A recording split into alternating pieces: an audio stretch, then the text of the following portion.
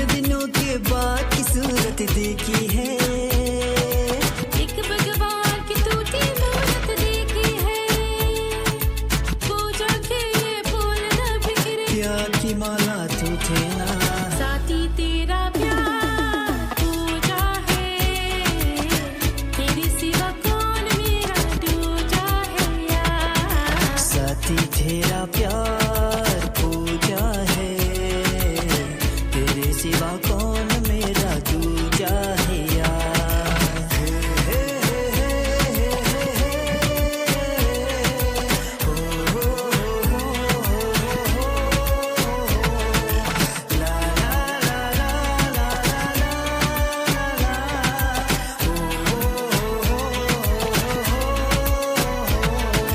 काश तुझे मैं अपनी उम्र दे पाती, मौत कर यूं आती मर कर जी जाती,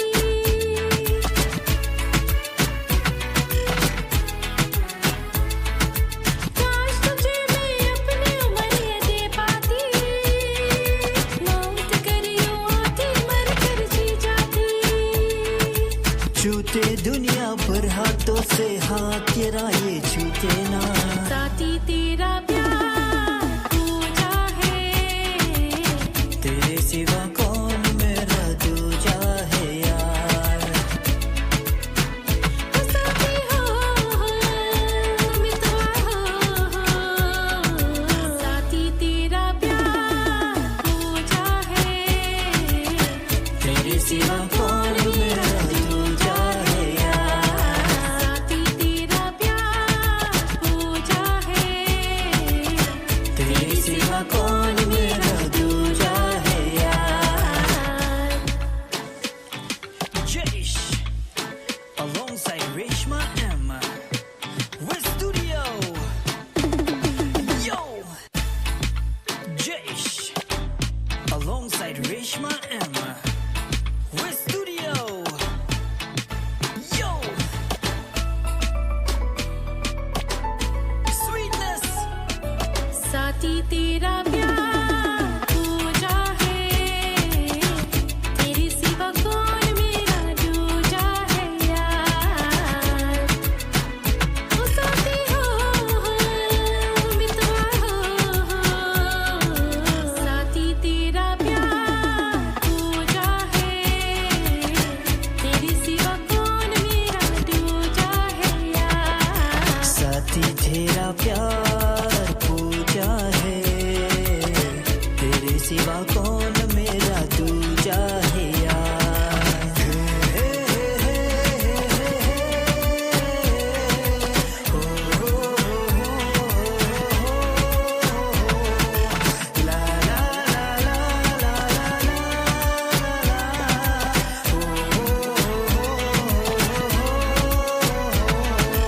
कितने दिनों के बाद की सूरत देखी है, एक भगवान की टूटी मूरत देखी है,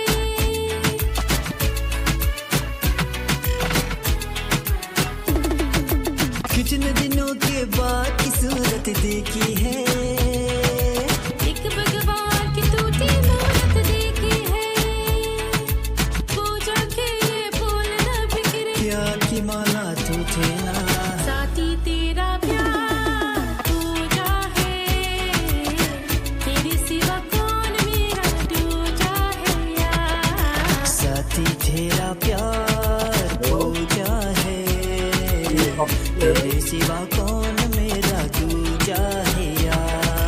हे हे हे हे हे हो ला ला ला ला ला ला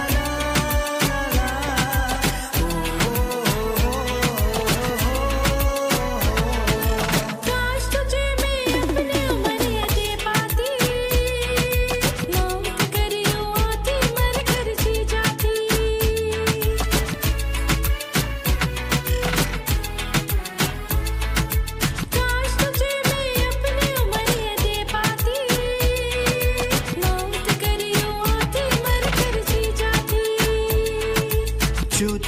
दुनिया भर हाथों से हाथ ये राये छूते ना साथी तेरा प्यार पूजा है तेरे सिवा कौन मेरा दूजा है यार साथी हो मितवा हो A round of applause. People from every walk of life walk side by side this afternoon. Young, old, families, community organizations, cultural groups, and patriotic citizens came together with one common purpose: to celebrate our shared history and our shared future. Minister of Culture and Development Michelle Benjamin encouraged young people to embrace cultural celebrations as opportunities for reflection. It is about regaining our dignity. It is about speaking to the future and to the youths gathered here today. When you attend a cultural program, I need you to take time to reflect where we came from. And of course, it's always important to know where you came from, and that will help you secure your future. Deputy Commissioner of Police Suzette Martin urged citizens to carry the spirit of emancipation beyond the celebrations by promoting respect, unity and responsibility. As emancipation celebration continues, let us carry this spirit forward. Let us act responsibly, look out for one another, and remain guided by the values of respect, unity, justice, and hope. May the legacy of freedom continue to inspire us to build safer communities and a stronger and more unified nation.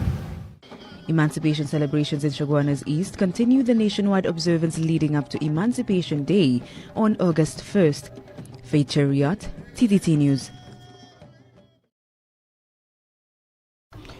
National Carnival Commission Chairman Peter Kanhai, newly re-elected President of Tuco Ainsley King, and President of Pantran Bego Beverly Ramsey Moore toured the Lejiasu Omowale Emancipation Village 2026 on Tuesday evening with head of the Emancipation Support Committee, Zakia Ozoma Wadada. The tour was nothing short of a cultural immersion, as the group visited booths that captured African history, artifacts, clothing, and cuisine. The Freedom Tree allowed for the group to define what freedom means to them on a gold leaf that was later attached to strings that dangled among the powerful expressions of those who previously visited the village. Somewhere in between sampling sauces and greeting vendors, Mr. Kanhai observed Minister in the Office of the Prime Minister, Daryl Aloha, perusing clothing racks hoping to spot the perfect African wear. Chairman Kanhai said the change in location on the paved section of the Queen's Park Savannah was welcomed by the Emancipation Support Committee. He is urging citizens to visit the village that holds stories of the resilience, determination and beauty of African people. As you can see, there has been a change this year in the location of the village, largely because the North Stand is still standing. But in speaking with the officials of the Emancipation Support, they are very happy with this space. They like the fact that they have all the greenery on the ground and so on. So we are very happy that they are very happy, and we would ask everybody to pay a visit to this Emancipation Village, as well as to support the vendors and the booths and so on. Patrons will have the opportunity to visit the Lejiasu Omowale Emancipation Village until July 31st. Kavion John, TTT News. Prime Minister Kamla Persad-Bissessar has announced the establishment of 30 joint army police posts in communities across the country in the upcoming 4 months. In a social media post, the Prime Minister explained that the joint army police posts will provide a sense of comfort and help communities regain the use of their public spaces, where she said for many years communities requested initiatives like these. Prime Minister Persad-Bissessar revealed 24 proposed locations, with 6 more to be determined. Some of the proposed locations are Taruba Flyover, Grand Bazaar Interchange, Kuva Interchange, Kelly Village, Karni, Eddie Hart Grounds, Tunapuna, Ikakas Junction, Lady Young Road near the walkover, and the junction of Tamina Road and Komoto Road. Mrs. Prasad Bisesa encouraged NGOs, business chambers, community groups and councils to adopt and support these posts and work with the security services.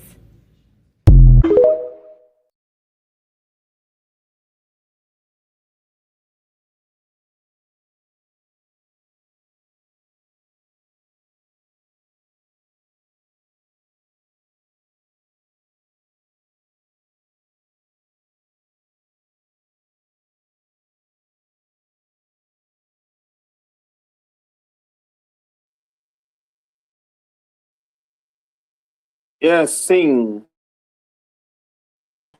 Good evening, everyone. Welcome to Let's Talk with the Phantom. I have with me here Mr. Suman Singh and our good friend from Venezuela, Dr. Parum Maraj. Hello, good night, good night. I want to welcome Parum. It's good to hear from you, my buddy. How is things over there in Venezuela? Well, you say, we're going on, we're getting along. Getting along. Making some progress there, Parum? Very little progress, but we are getting along there still. It's a lot of problems here. Well, now we have problems with the electricity supplies. But otherwise, hospital-wise and everything is functioning. Oh, okay. That's good to hear, man. Yeah.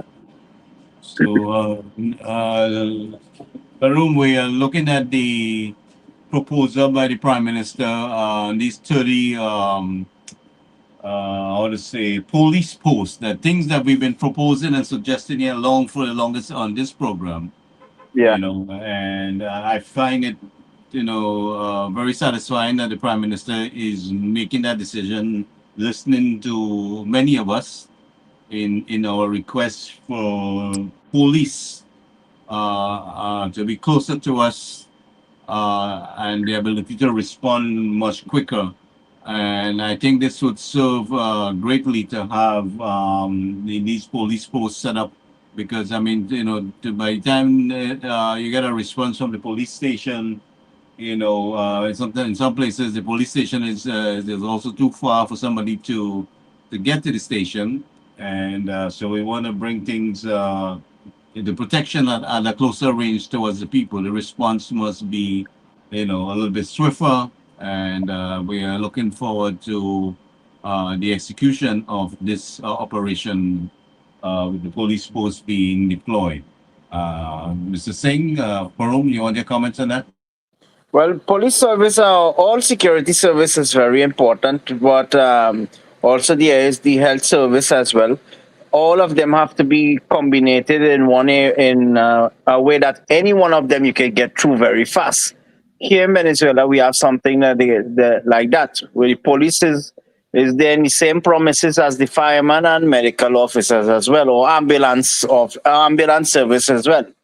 No, so protection is something that is have a psychological effect on the person to feel safe, and it's a very mental health for our citizens. Not only protection, physical protection, but mental health. Now, the stress comes with the threat of being robbed, killed, invaded in your home. Before that used to happen here in Venezuela, that where you have to close up everything, be secure, check again, you have to get up in the night and check. Now that system was placed. When that system was placed, and the law gets very hard-handed on criminals, no, everything went down. That is a very good proposal that the government of Trinidad, actual government, is doing very, very good. Congratulations. But, however, police officers has to be well trained, not lazy fellas who goes to sleep on the shift and then get out. No. And we have to be clear in what we are doing, very strict in what the government is doing as well. Don't put fellas that who will jeopardize or lead with the criminal activities as was done in the past by the past government. Well, you know, that's why we changed government, right? So we want proactive policing, right, Parum? Yes, proactive and non-corrupted officers. Okay, bullying people and these things like that has to be stopped. Okay. So you know, I was listening to the Prime Minister statement about the 82 murders that took place was mostly really in a kind of domestic violence situation, really, more so than criminal gangs. And the thing about it is that the situation reached so because of the poor response from the police. You know, if a woman goes to the station and she makes a complaint, you know, she might be taken for granted. Or this one have a friend in the station and nobody respond and she didn't get the effect. She's in distress. She has to stay in a relationship because she has nowhere to go. So the support, the response, you know, has been very poor, and that's why people and all of us should work towards changing government because we are looking for you know, a higher level of service delivery, and so we want to send a clear message that this is, I mean, an effort to make a difference, and that is what we're here to do, and we're hoping for the best. I don't know about what is the area in the police service there is in Trinidad, but here we have different division of police officers,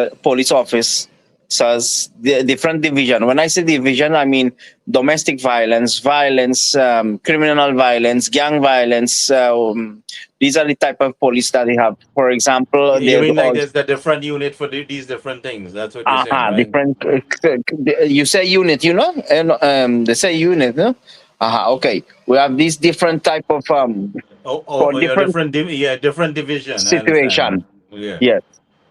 Detective, but mostly what is on the most available at night is the fast response criminal activities, right? But for domestic violence, you see that in the day. Also, that certain type of police, there's a special police for neighbor dispute, hard music and loud noise and complaints like that, you know. But I don't know if that is there in Trinidad, has that same where. And also you have a police that looks at the police that looks at the other police as well. Police looking at police. That's a special next type of police. You understand? Yeah, like an internal affairs division. Yeah. Okay, internal affairs. Yeah. You must supervise the people that are working under you, and you know, Trinidad they had a calypso who guard the guard, right? Yes, yeah. Yeah. So we need some guards to guard the guards in order. So you know, I mean, there must be supervision, proper supervision on the force that these guys are in charge. I mean, you know, so that's the only way. I mean, the things didn't get in such a dilapidated state overnight. So these are years of allowing things. The people are doing things because they are comfortable of doing these things, and they know nobody's going to reach in time. Police not going to reach in time, and there was always an excuse of the police didn't have the vehicle or this and that and the other. There was always some excuse why we didn't have that effective policing. And now we are working towards that. We are moving in the direction, and like I say, I'm very hopeful that we can make some progress in this first term of government. And basically, we're going into a second year. So, Mr. Singh, let's hear from you. Yeah, thanks, Gary. Thanks to all the listeners who are tuning in. And of course, my dear brother Parum. Parum, are you hearing Mr. Singh? Because I'm not hearing his voice. Yeah, I'm hearing him. Yeah, you're hearing, Gary? Or not hearing? I'm hearing you very loud and clear, Mr. Singh. All right. How you think, buddy? Well, everything is quiet for now. Getting better slightly? Slightly, yeah. All right. Well, that's good to hear. Yeah, well, you know, the same thing with the crime. There's a lot of crime within the force itself to start with. And that has to be cleaned up because you can't have, you know, 10 officers, and out of that, 4 is corrupt, 6 are trying their best, and the ones that are trying their best can't make headway because the 4 who's corrupt out of the 10, that's a high percentage, that's 40%. So, we have to find a way to clean that up, clean the house up, man. And that has always been a problem in police forces. There are always informers, people from within who, take a lot of bribes, who do underhand activities, who inform their friends when the next, roadblock or the next watch is, and so on. So the criminals get information long before. So this is all part of the crime as well, So we have to find a way to clean this thing up. And unless we can do that, some of your best efforts will fail to materialize because when one hand is trying to do their best, the next hand is trying to pull down everything. So that's the biggest challenge within the police force. And once you can get a handle on that, then you could think about trying to implement, effective policing because, to a large extent, all the guys who do underhand activity, we get rid of these guys. So that's my take on it. That's how you can clean the system up a little bit. In addition, you got to screen people properly for them to enter the police force. Screening, make sure they have a good record, clean record, good character, intelligent in some way or the other, have some common sense, as they say, and can be easily trained. And when I say train, I'm not only physical training, but technology training as well, because, everything today is going or shifting towards technology. And the sooner they can get on board with the technology and use more technology like dash cams and body cams and cameras at the traffic lights and so on, and read the information, read the data, analyze the data and so on. That is the type of training, not only physical training to, run up the range and shoot and so on. That is the physical aspect, but there's a technological aspect and the common sense. And there's also the people skill, customer service skills. These are lacking because there's a lot of arrogance and a lack of understanding of how to how to address the public and to communicate and work with the public. Some people are just like a pit bull, and we don't want that. That is so important, Gary, that customer service. And, that they need to train these people properly. Cops have stopped me in the U.S. before, right? In Miami, they stopped me a lot of time because I always break the speed limit and all this crap. But first in the, sir, did I address you properly? Mm-hmm. So can I see your driver's permit or insurance? And they swipe your driver's permit in their car. In their car, they swipe it, or their handheld device is swipe it, and they get, so you did not pay your last 4 tickets. Well, how come? What's the reason? And they see your entire driving profile. There, how many tickets you got, how many times you paid, how many times you have not paid, how many warnings you got, and so on.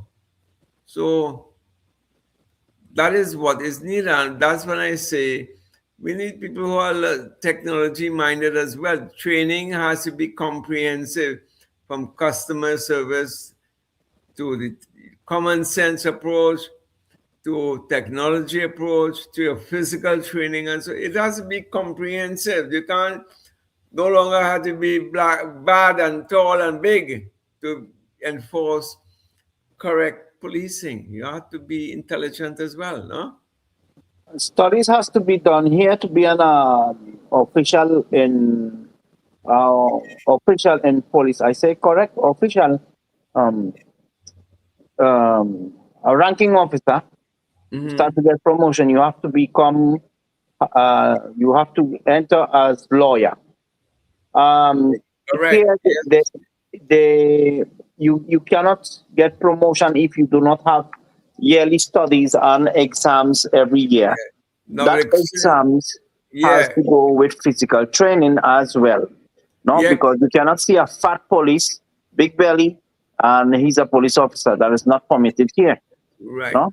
Right. And the training goes with years of experience, years of training to get your promotion. So inspectors, commissioners, they have to know the law. Be a lawyer. You cannot just do a course in the police and that's it. No, you have to become a lawyer, engineer, or doctor. But you have to know the law. Training as well in different branches. There are training in domestic violence, training in managing riots and not you are not there to mistreat a citizen. Before you used to happen here, no, and it was all this system has been improved with studies and proper discipline. No, now you even as well the army has taken training as police officers in managing civilians, no, and also police officers there's a special type of police that is trained as police is trained also as a soldier. No? Elite training. Yes. Elite. Okay, elite. Those are the fellas that goes into the places that where normal police officers don't go, cannot go. Right? Elite. Yeah. Right. Here you call them. Well, it's elite. They were trained in Brazil, and some of them they were trained in the other parts of in Guatemala and Peru and those countries. They function like commandos, kind of way. When I tell you, you see those fellas on the road, you just stand aside, please. Right. Yeah, just only that. Just stand aside and that's don't meddle. Equivalent to the Navy SEALs in the U.S. Right. You see them, you just stand aside. There's for example, a riot. Those fellas get in, or they just pass by. All the riot just stop. Everything just stop. They are not brutal. I would not use the word brutal, no, because they don't do brutality. You misbehave, you get you are being stopped immediately, right? You're being stopped immediately, and also if you put police officers there are laws as well that some citizens, if you see on the US and in Spain, these people have laws, and when you see they abuse police officers as well. Not only the citizens, the police officers abuse citizens, the citizens as well abuse police officers not being a criminal. You understand?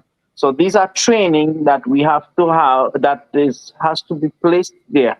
But one of the most important thing is, Mr. Singh, that you were saying before, we have to make a cleanup, a very nice cleanup in the police services, because there are a lot of delinquents in the police service presently, and they are supporting the crime, the criminal activities, just to create terrorism and not support the government. Now, vehicles, there is no justification that Trinidad is so small country, very small country, and there is no vehicles to patrol. Now, recently there was, I think, a year year and something now, a lot of vehicles was activated. No? Police officers as well are trained here in, rescue, paramedics. They're all of them now is the, receiving training as paramedics. To be a police officer here is not a very easy thing as well. And I also know in Trinidad it's not easy to be a police officer as well. No, but the presence is very important in all areas of the country, but it has to be honestly persons.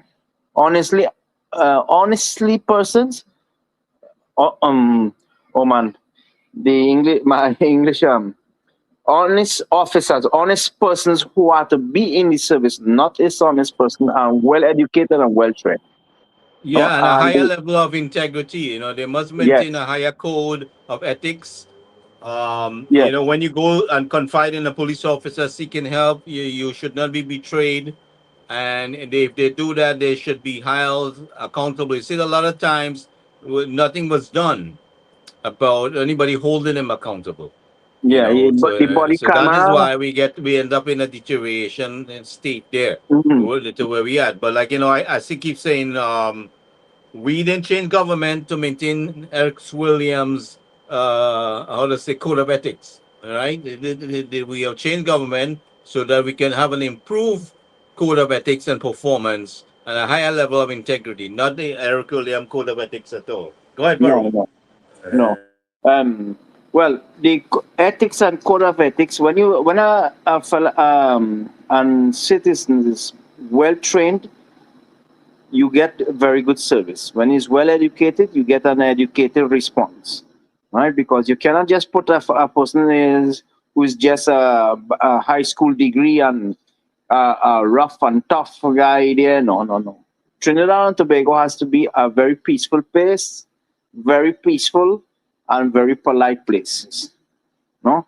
And one of the best thing that can happen is strict. When I see a police officer, I don't have to be afraid of the police officer.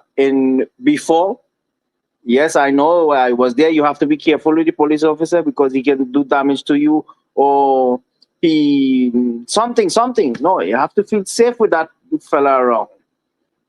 You understand? No? Running behind you, don't have to be running behind you to give you a ticket or something like that. You understand? So you don't feel safe with the police officer before. I don't know now. No? The actuality or the reality is that we need safety. We need to feel safe. We need to be safe. Citizens need to be safe. Even for foreigners, has to be safe as well. No?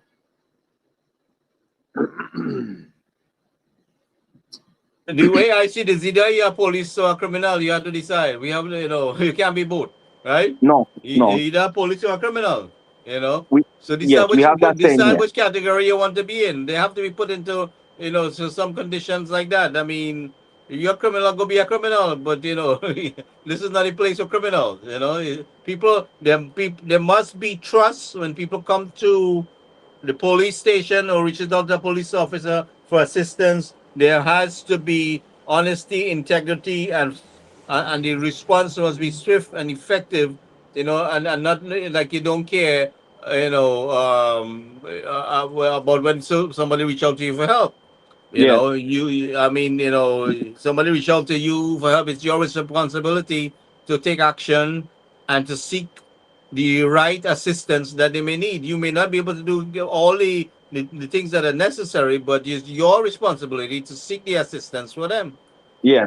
Sometimes, I forget to mention here, we also have here a special prison for police officers and soldiers who commit or go out of the way, and it works very well. It worked very well. I remember some years ago, I was driving behind police, patrulla in Spanish, police vehicle, and there was an official, an inspector in the car.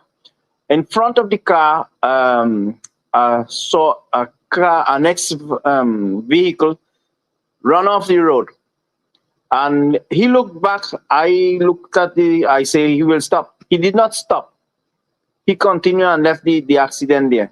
Well, we paid attention. We rescued the people and things like that. Now, the police officer who did leave the scene. He did not stop or anything, right? We took his number. I think 9511. I can't remember, but it was a 95. One second. I welcome Dr. Maraj. So we have Paru Maraj and Ashford Maraj. So the finance man and the doctor.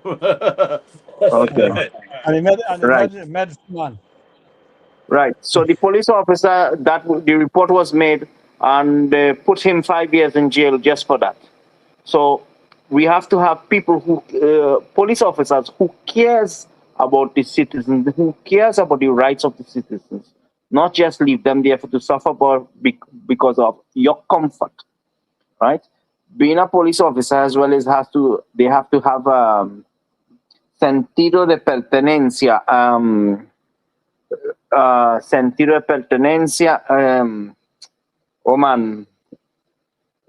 Self. A feeling that you are. The translation is like sentido de pertenencia means. Well, like self-discipline or something like that. You're trying to say? It's self-discipline, but you have to know, like the city is yours and you take care of it. It's like what I'm saying. The company gives to you a car, right? Try to understand what I'm saying. Give you a car and you have to treat it like if it is yours. Right. You understand what I'm saying? Yeah, Right. exactly. Yeah. That's what I say. Sentido de pertenencia. It's the job is yours. The job is your feelings. You have to have your The feeling. responsibility is yours. Responsibility, Yeah. right? Responsibility or in justice. Believe in justice. Believe in the law. Believe in yourself, right? And this is what we have to have. If you look now, what when I was there about 3-4 years ago, man, I just asked a police officer, so good morning, sir, and that man shouted at me so bad. I say, man, what is going on with these people? I just turned around and I left. No, you cannot talk to them. But now, with this new system, we have to have this orientation, adequate orientation of these officers, addressing our citizen and the citizen addressing to them. Well, like I said, nobody held them accountable, so that's why they did what they wanted to do as they damn well pleased. But now we have changed government because we want better, and so there must be a higher level of integrity, a higher level of service delivery, a higher level of supervision and management of the force. We are looking forward to that kind of things. And we must not forget that Dr. Maraj was also a policeman, so Dr. Maraj can share some views on that part, on code of ethics and policing. Well, I didn't follow what you were saying. I understand. I understand what Dr. Purum is saying, that some policemen were not very kind to him and they were walking in the sky when they should have been walking in the ground, I guess. Pompousness or Yeah, but arrogance, what we're talking about is that the level of integrity, the level of conduct from police officers when you seek the help. We need that. We need the trust. We need the response. The Prime Minister is deploying about 30 police posts to kind of improve the response and the surveillance. So we are trying to increase the reach and the response and the level of service delivery towards our citizens, increasing the protection by a joint patrol with these police forces. These are things we've been calling for a while on this program, Dr. Maraj. Remember, that we needed. Let me say something on this, because I think I know where you're all going to this, and I want to make this point. When in 1986, when for the first time the PNM was defeated, you could have walked down into Port of Spain the next day, and you could have seen or know to yourself you have a different value system. you could have walked down the street and feel safe this time because nobody watching you very hard. They're looking because they know their government has just lost and a new government has taken over, and they know people looking like me and mix up people who know they were not PNM people would be the one actually have links to the various government departments. And they became overnight very kind to you. Not all of them, of course, but there was a swing. And then we had some of this training that went by, and I was involved. Some So of all those the bad trainings all begins with bad me. behavior was put in check, right? they Right, had to think right. twice. It's They the had to same think thing. twice. Right. Even when Pandey took over, there was some rebellion, but they went. The people started to behave differently towards the marginalized group. Let me call ourselves the marginalized group, and the PNM was the main character, the central. I think they call them central main group. We are the marginalized community. So and what Forum is saying, my experience is also again when the ONR when the partnership when I went into the Port of Spain, I find there was a kindness as I walked on that street even after so many years. So there is a difference when a government takes over. The arrogance of the PNM spread to the civil service, length and breadth. That who the hell you think you are? We are in charge. What do you want? That is the approach you see when you go for some kind of help. I mean, there was some shift that happened, but later on it went back to where they were. And just before I came on here, I was just looking to see what is happening to the economy, where we are, because I wanted to tell you all that where we are in terms by from April last year, 2025, to April this year, and now we are in what 14, 15 months. Nothing really great has happened to the economy yet. So let me say to the security thing, I'll come to that economy just now, because I want to finish one more thing. You all mentioned it just now when you talked about the police being replaced or displaced in communities from the usual position with the army. I think there are some 30 additional posts that are being created. Remember what I told you all the time, the carnival mentality, the carnival police modeling. And I also said, put police every 2 miles, 2 police officers every 2 miles, take them out of the offices and put them on the street.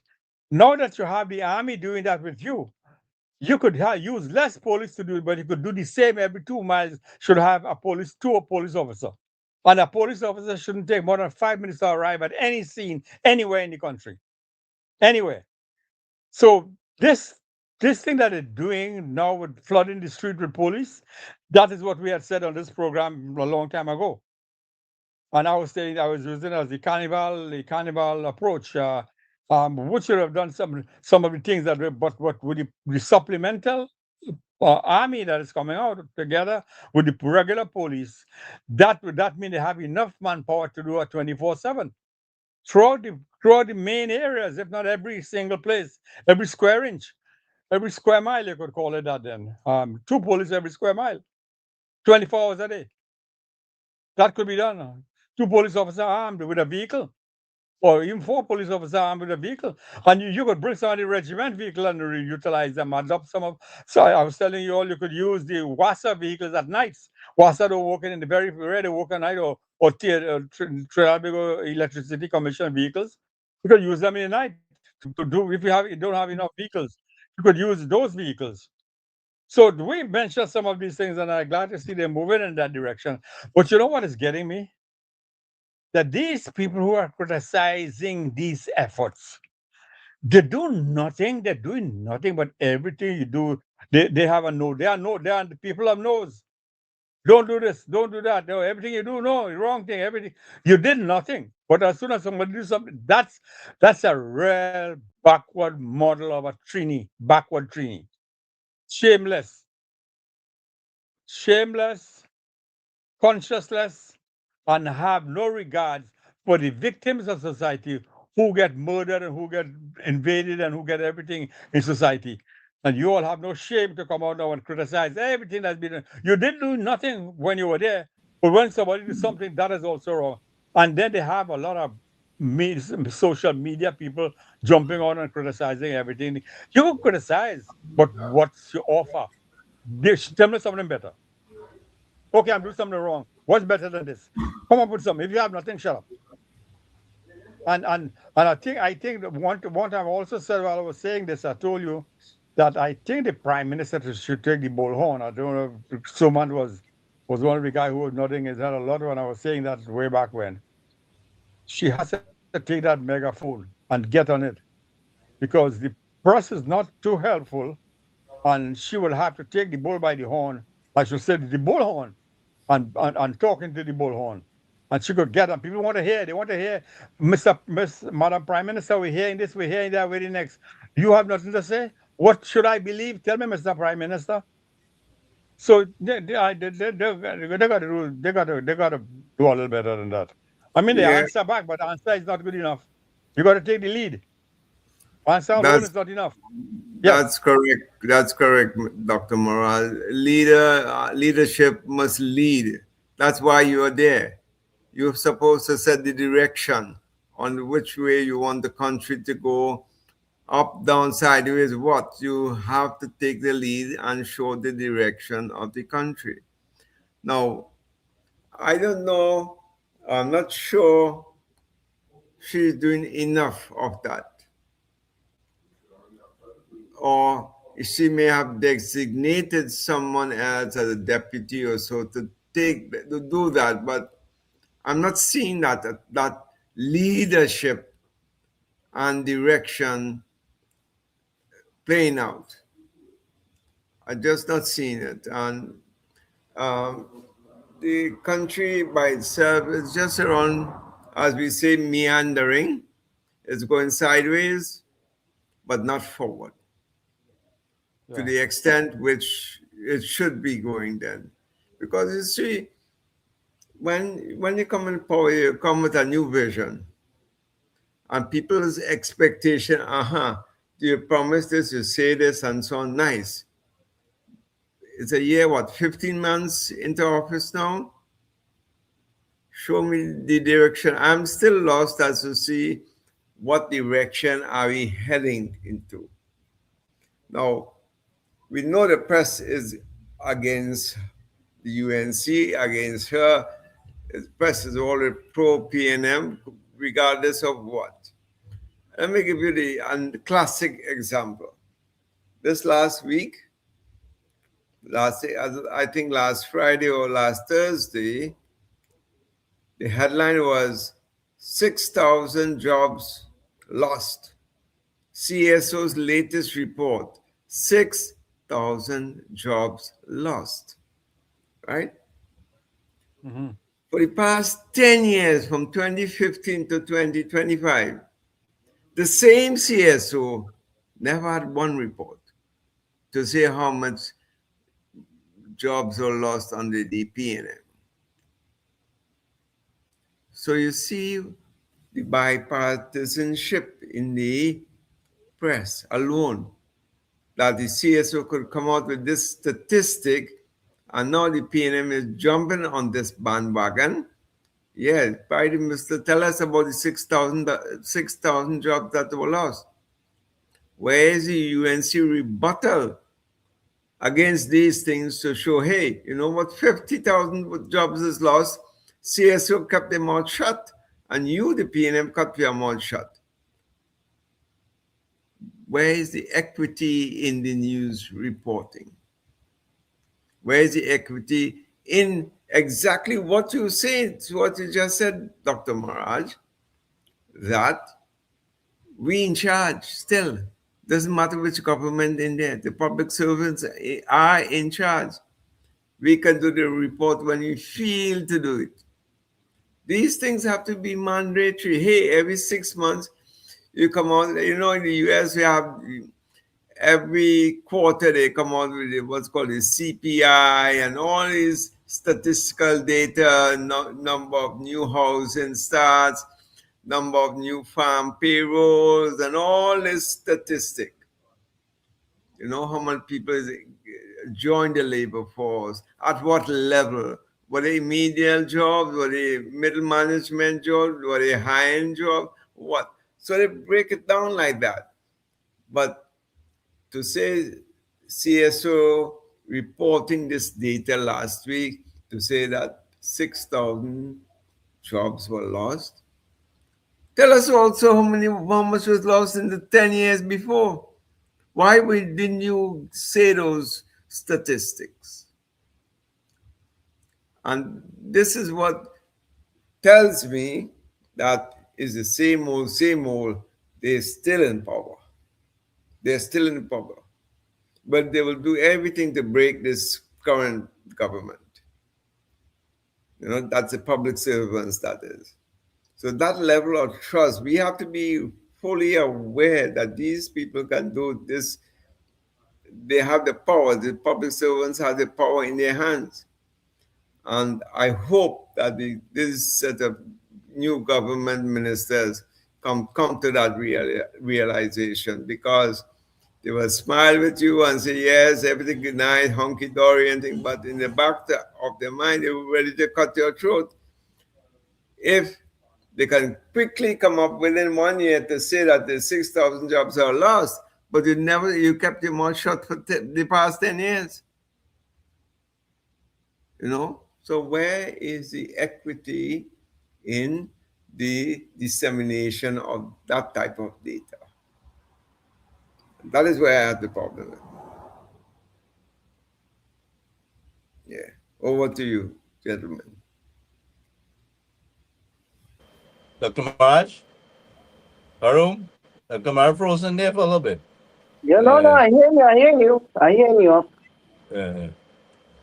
I see Dr. Maraj. Ashwad frozen there for a little bit. Yeah. All right. Yeah, you understand the point, Gary? Yeah, but listen, not only that, the statement made by the so-called businessman, the racial statement of the conversation overheard. I mean, you see the thing about it is you have to understand who has been fueling this kind of thing, the fueling the divide, and who has benefited from the divide, the division, keeping our people divided, the Indian and Africans divided. Who benefited the most financially with the money, right? At the end of the day, money talk. That's right, my man. That is right. See, a Jamaican guy told me that in the US here when I got here, he said money talks and bullshit walks, my friend. That is absolutely true. That's a standard all over the world. It's not only in Trinidad; it's all over the world. US, Trinidad, as well as other countries. Venezuela too. Oh, it's the same all over the world. There are politics and politicians. But why it is that a certain group of people always benefiting on the financial end, because a lot of us fall for the bullshit, right? And then a lot of us buy into the products that they're producing because we are so brainwashed into supporting them. We are supporting the oppressor all the time. Yes. And they don't seem to realize that. You are supporting the person oppressing you because that person is paying for the media. He's paying for that communication to program your brain to think a certain way. And you enriching him. You are enriching the oppressor all the time. Now the little race thing that they're trying to instigate in the country there now, right, is to benefit who? Who will benefit if this government collapse? You think the man who getting all irate and buying into the bullshit? No, your pocket is not going to get any further. It's your children, your grandchildren going to suffer. If you go against this prime minister, who has your best interest at heart, and she's facing a little more difficult time than 2010 because there was more damage to the economy, right? We're in a more dilapidated state. So they say, well, this and done and that is done, but there's a lot of groundwork. When a house is going up, we had to dig the trenches and lay the foundation. And in this stage, we had to go underground now. We had to go in the basement here. Because this is the damage. We have to come from underground up. Because the thing has deteriorated all the way down to the basement level. So Go let me ahead, see if I gentlemen. get this. Let me see if I get this right. Right. I got caught off when you were referring to the 10,000 jobs. I think you said 10,000 or 6,000. 10,000, 6,000. 6,000 The jobs lost. CFSO And I guess reported the that jobs last would have week. been lost from the private sector or the public sector. Did they break it down? No, they didn't. You see, No, this is but the thing. that is irrelevant. If you This didn't is break it down, that doesn't say anything. You that's have the to same. break it But down. Doc, they're 2,000 not from the hotel talking. They're engineer, not talking about the 3,000 from amount of people. manufacturing, 1,000 from here, 1,000 from here. Because I bet you most of them would have been from the government department. If someone lost a job in a government department, sorry for The you. political And I'm appointed job you're sorry, talking about. but the society has gained because that would have been an unproductive employment, and that person will be back into production. So you want to channel him from unproductive to productive work, and that's a good thing for the time being. So that negative employment is good. For example, suppose they had 6,000, half of that belonged to the URP, or URP were looking for work. That's a good thing because you want to free them from mental and physical slavery because they were doing nothing. They were doing job that is redundant, doesn't have anywhere to go. So free up yourself from that kind of that around your neck and be free so you can get into a meaningful job and participate in society. So that 6,000 might be a good thing in the interim. I don't know if the papers want to tell us what the breakdown was, but It could be if people who are my understanding, sabotaging the government as well. These people who yeah, Yeah, sabotaging the nations as guys, well have to go out. don't forget the reports that came out with the CPEP companies that who was collecting the most of the amount of money. It wasn't the guys on the ground doing the job, the man and woman on the so ground. that's what I'm But coming to. So go so ahead, Doc. Go ahead. Go ahead. if the 6,000 was moved because because of squandermania, because of illegal contract, because of bad mismanagement, and we had to free up these people from the unproductive sector, which is being peopled by party hacks and party financiers, and getting the major portion of it, and you free up the people and you free up the system so that these people can get meaningful employment and there'll be less bribery in the system.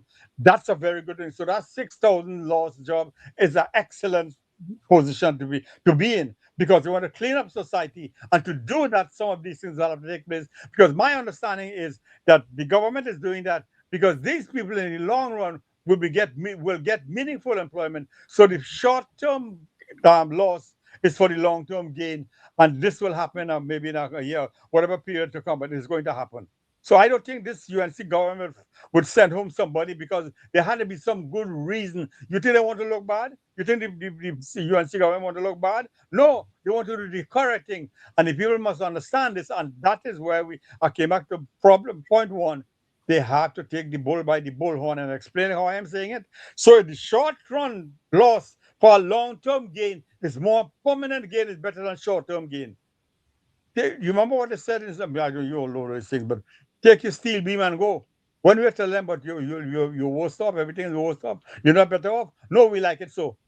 They don't want the changes. We know who we're dealing with. We know who these people are. But you've got to get them to buy into what you're doing, which is, I think, the PRs, again, we fault them for that. For a long time, we're telling the UNC, you got to do a better job. PR. I see the PRO downtown, you send things to Gary.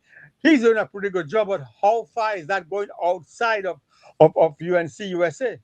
How far is that going outside into the domain, to the Caribbean domain? They got to get it all over the place. Because this other side, and let me just say one more thing since we are talking in these kinds of things. You observe that a heavy racism began over the past like 25, 30 days or so. Anytime you touch the high collar people and the power elites in Trinidad, they will play the race card and get them fighting each other. Fighting each other and under racial connotation, whereas the 1%ers are laughing and clapping and laughing because that's how they get along. And who is doing it? The instrument of those people who have been in power for so long are the instrument of those power elites in Trinidad. So they're ready to go after one another because they don't like I was saying last time, they don't like when they look down the Rainbow Coalition, there's a threat to them. They don't like that. Too much of their people showing up on the other side. When they should be on our side, they go on to that over, and that is what they cannot take. And that is what the fight is all about today. So you understand what the enemy is calling. Sorry, not enemy. Understand what the other side is up to, and we got to understand what we should be up to, and therefore we must take it by the bullhorn and let them know where we stand. Fight them back, but fight them back smart, not in their terms. If racialism is their terms, we're not going to go in that road at all because that's the strength. We'll go on our strength. Our strength is unity. Their strength is division. Our strength is greater, better for everybody. Their strength is only for those who vote for them. So we could draw the line point by point down and showing what we stand for and what they stand for and why it is ours are better than theirs. And I try to add starting later, don't fall trapped to this racialism. That is what their strength is. And the 1%ers who's their financiers would like that to happen because once they're fighting each other, they get the cream of the crop. Because you're all fighting each other for the crumbs of the floor. And then you are pleased for the crumbs. You are pleased what Indian and African and all kind of lower end people fighting together they work. I understand they need yeah, good. But don't fight for it. Don't let them fight for the crumbs of the ground. Fight for the 1%. If you want to fight, let's have a good struggle. Ask the trade union, they know how to do it. You can't do it from the ground. You'll kill each other out and you get nothing. Then will laugh and clap and all laugh all the way to the bank. You already own the bank anyway. So you know what you are, know where you are. And the UNC must be able to sell pitch this idea. Don't fall trapped to the racism. Don't fall trapped to the saying we won't forget. We won't forget what? You never vote for me in your life. You won't forget. What you going to forget? You better start forgetting if you want to get ahead. Because she said she won't forget. She challenged the Benjamin lady. The Benjamin lady these are people who came down, the Americans. I don't know if you all know who the Americans are. Yes, They come out of Fifth Company and all those places where the regiment trained, the regiment from the United States, Black Regiment, because of supported the British. The British gave them some land and place to live and grow. And look, they came back. They work for us. We had 2 Americans used to come and live on our house and cut cane for us in the dry season. And then every Saturday they will go home and they will cook their food downstairs before they go, and when they come home, they will eat. They have a nice pattern of way of life, the way they work. These are different people. Benjamin, you can't put that woman who walked in front and pointed her finger at Benjamin. She's nowhere in Benjamin class. This is a classy woman. What did Benjamin do? She smiled and she take it in and say, lady, I'm really sorry for you, but I wish I could help you. You need help. That is the non-American kind. But if you really want to be decent Afro-Trinidadian, you go to Fifth Company, Sixth Company. You go to my favorite, Point 14. Even there, nice people down there. But not those kinds of one who living off of the crumbs of the PNM. PNM having a good time and you all catching all his skin, but still you're voting them all the way. And anybody who talk there, you want to defend. These people understand what they're dealing with. And our thing is that we have to win the next election. We also have to liberate these people from this kind of a thinking. And it'll take a little while to do it. Because right now every ministry is occupied, and you all there, occupied with trying to build their ministries and try to get ahead. Each minister want to take all of them working hard because in the end they want to get a good report. And they want to show so they're really working hard and they're really unsigned on the politics side. We said this many times. We have to keep on saying it. You need the party to carry on the mantle of fighting on the ground when your ministers them scoring points. And I know people like Dr. Ramroop and Sumant and Parum doing it where you're all on the ground. I'm sure you're doing some of those kinds of things when you're in your discussion. You're trying to level it out. You're not going to argue with you. You want to level it out because if you're sitting on their side, you could. If you look at the data, the data is not pointing good for Trinidad and Tobago. For this quarter, 1 quarter 2, the unemployment rate is slightly high up. The GDP is still going. I think someone said going sideways. The data is not. If you look at the data, it is not. It is not bad. It is sideways. The data is sideways kind of way. That is not good. We want to see that data go up, and we hope with all this things that are happening that it will go, and I think it will. But I don't want to think alone is not enough, and betting it. You have to have more, get the concrete reality that the economy is really on the upward swing. So looking at the capital formation, the capital formation has jumped when Pandem took over. And in 2015, when the partnership left, the GDP capital formation was the highest. And from then on, downhill.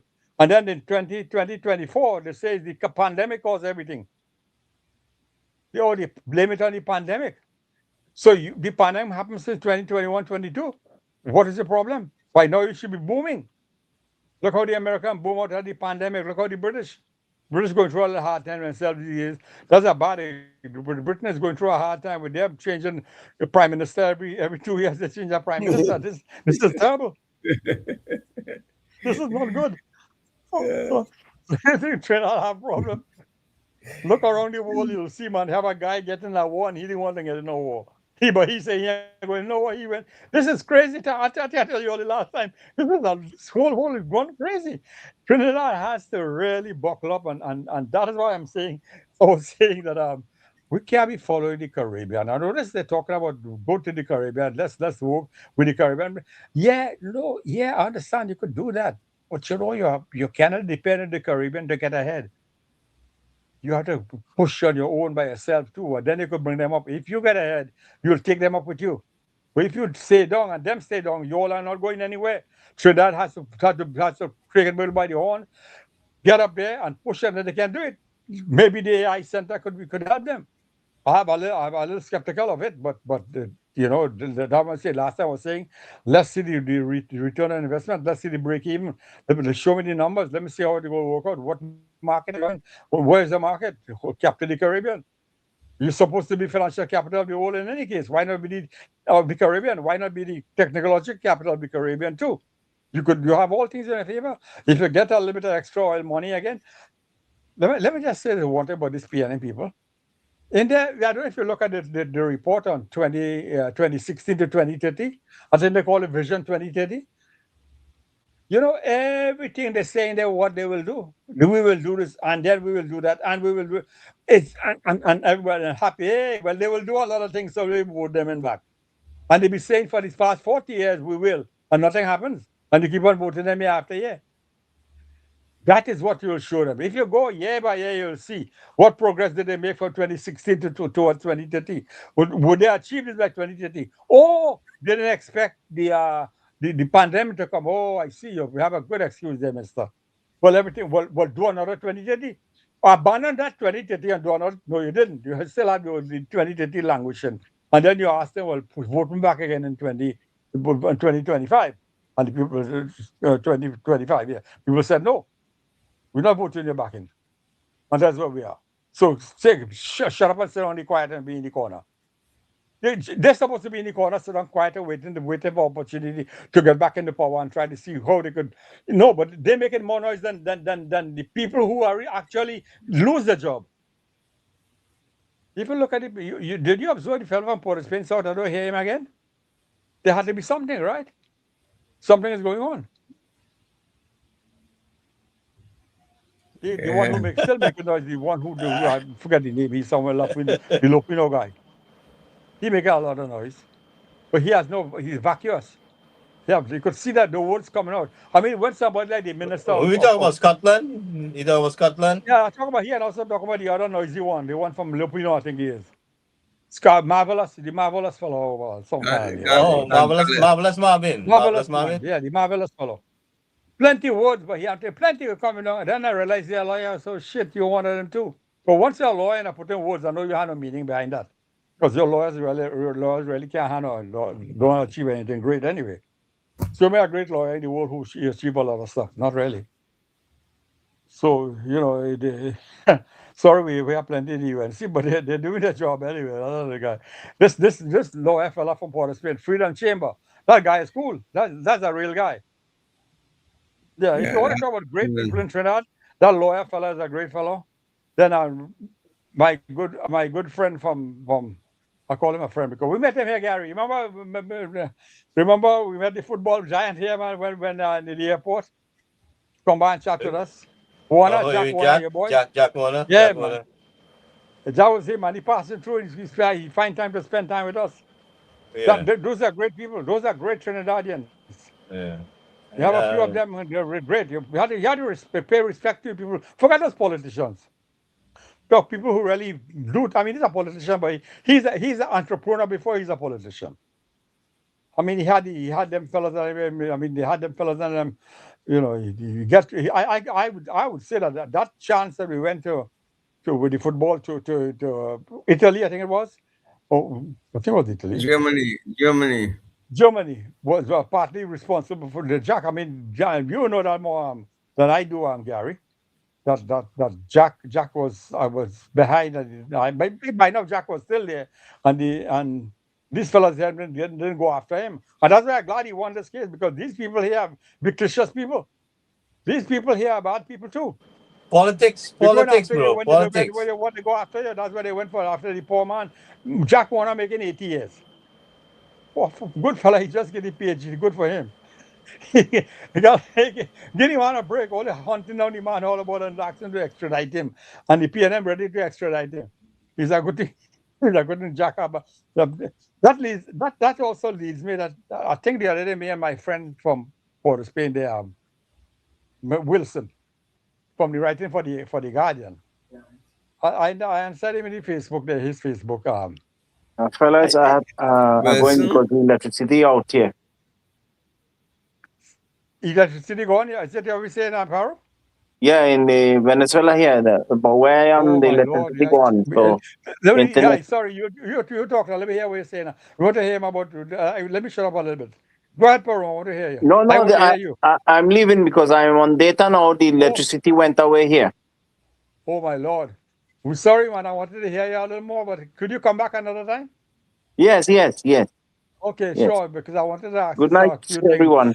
Okay, Paron. Thanks for taking time. Let me know tomorrow. We can organize again. All right. Yeah. Cool. We want to hear you. And in the meantime, Paron, anything comes up and you want to say something, we can go live immediate. All right. Yes. Okay. So anything comes up, urgent, we could go live with you directly. So it doesn't matter time in the sense that All right. Yeah. All right. Cool. When you come on, I want to come on too. Thank you. All right. Yeah. Doc, what he's saying makes sense, but there's attention because that has always been PNM strategy. When they're down the hill and they have nothing to clasp on, to use the race card. And that is what they are doing at this particular time. The judge up the last week said they have to account for the $75 million, where they got that to finish the Balize house. Quick second, guy. I just want to say hello to Nadira, our loyal listener. She's saying hello to you, Mr. Singh. She's saying hello to Dr. Maraj. Hi. Hi, Nadira. It's a long time we didn't hear her. Yes. So, gentlemen, just say hi to Nadira. Okay, thanks. Hi, Nadira. Yes, Nadira. Hi, yeah. I enjoy the program, enjoy the evening. And sometime you will share your comments with us as well, so we know how the public is feeling about our discussions. Yeah, Nadira, we need some feedback from you guys. You guys could come in on the program, and share your views, So we're looking forward to people from TNT to come in and let us know how they feel, and they can come in off camera, So just let everyone know we're interested in hearing from them. Go ahead, guys. Yeah, Doc. The other girl from Canada. Who are you? Remember that girl? Fazia. Yeah, a long time she had something happen to her and we never saw her. With a family death or something? Yeah, the mother had died, passed away, and so on. And she was going through a little trauma there. But she's over it now. I spoke to her last month. Yeah, our late time is a little too rough for her because she has to get up early. So what I'll have to do is I'll have to do one, come in a little bit earlier, one evening. One occasion I could do one like a 6 o'clock or 7 o'clock maybe, At 7 o'clock, Gary, might be suitable for her. Yeah. All right, so we'll do that probably on the weekend or something. Yeah. Yeah, ask her what a day is off so we can focus on health and healthcare and so on. Huh? Yeah. More than that. But doc, what you're saying is so true, quite true. But Yeah. I am seeing it that looking at PNM's track record, whenever they're up against in the hill, they always play that race card. Apparently now it's not working to the extent it used to work before. But not only that, those who are behind this agenda, they're getting exposed. Like what happened with that 1% guy. Yes, but they are really the 1% are the people who are behind this more than anybody else. But they take a backseat. But they are the ones who will thrive whenever that divisiveness happens. They And so that's what I told you. This thing happened 30 days ago, when they start attacking the power elite, the economic elites of Trinidad, which is behind some of the bad things that are threats that are made. And of course, who you think is the Bachak workers for this? The Bachak workers are those very same people who's getting arrested or who are hidden behind the PNM bandwagon. Those are the ones who are hidden, and those are the ones who will carry out the instructions from the power elite, from the economic elite residing west of the flyover, not the flyover. The lighthouse. Lighthouse, yes, west of the lighthouse. Those are the ones who call in the shots, and the one immediately east of the lighthouse carrying it out. That's the symbiosis between the west and the east of the lighthouse, immediate west and immediate east. Yes. And that is where Trinidad is getting well during destruction. The seed of destruction lie 1 mile radius or 1 mile around that lighthouse on both sides. And not only that, Doc, you'll have to appreciate why they don't want the special, the crime zones. They're very against the crime zones. Yes. The ZOSOs, or what they call them, zone of crime or whatever it was, they were against this. They are against some of the police posts, which they're building out now. So you see, and that's easy, this is easy to demarcate. Those who are on the side of the wrongdoers versus those who are on the side of the victims of the wrongdoers. So Trinidad must coordinate X and Y along the system. Which side you on? Are you on the side of the criminals? And when we're trying to protect the victims of society and the way we do business in Trinidad, because that is affecting everywhere. Are you in favor of getting ahead? Are you in favor of protection? Are you protecting the ones who are doing the wrong, the evildoers and the bad people? Or are you protecting the ones who are taking the economy forward? The ones who are working hard and getting up, the ones who are building society, and the ones who come to destroy society? The destruction people, are you in with them? That is what you're telling me. Because everything I try, you say that is wrong. Everything you're feeling sorry for the criminals. Oh, we're going after the criminals. Oh, we isolating them. Oh, we kind of racial with this, with that. Man, I'm looking for wherever the thief is. I don't know where he is. If somebody tell me this is up in Westmoreland, I'm going Westmoreland. If he tell me he's somewhere in Lacano, I go in Lacano. If you tell me he's somewhere up in Pinto Road, I go in Pinto Road. Anywhere the thief is, I'm going. You can't tell me where to go.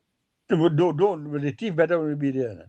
If you don't want me to catch the thief mustn't be there when I go there. I don't know what your problem is. Your problem is you want because you know what happened? If you bring crime down, you will win every election.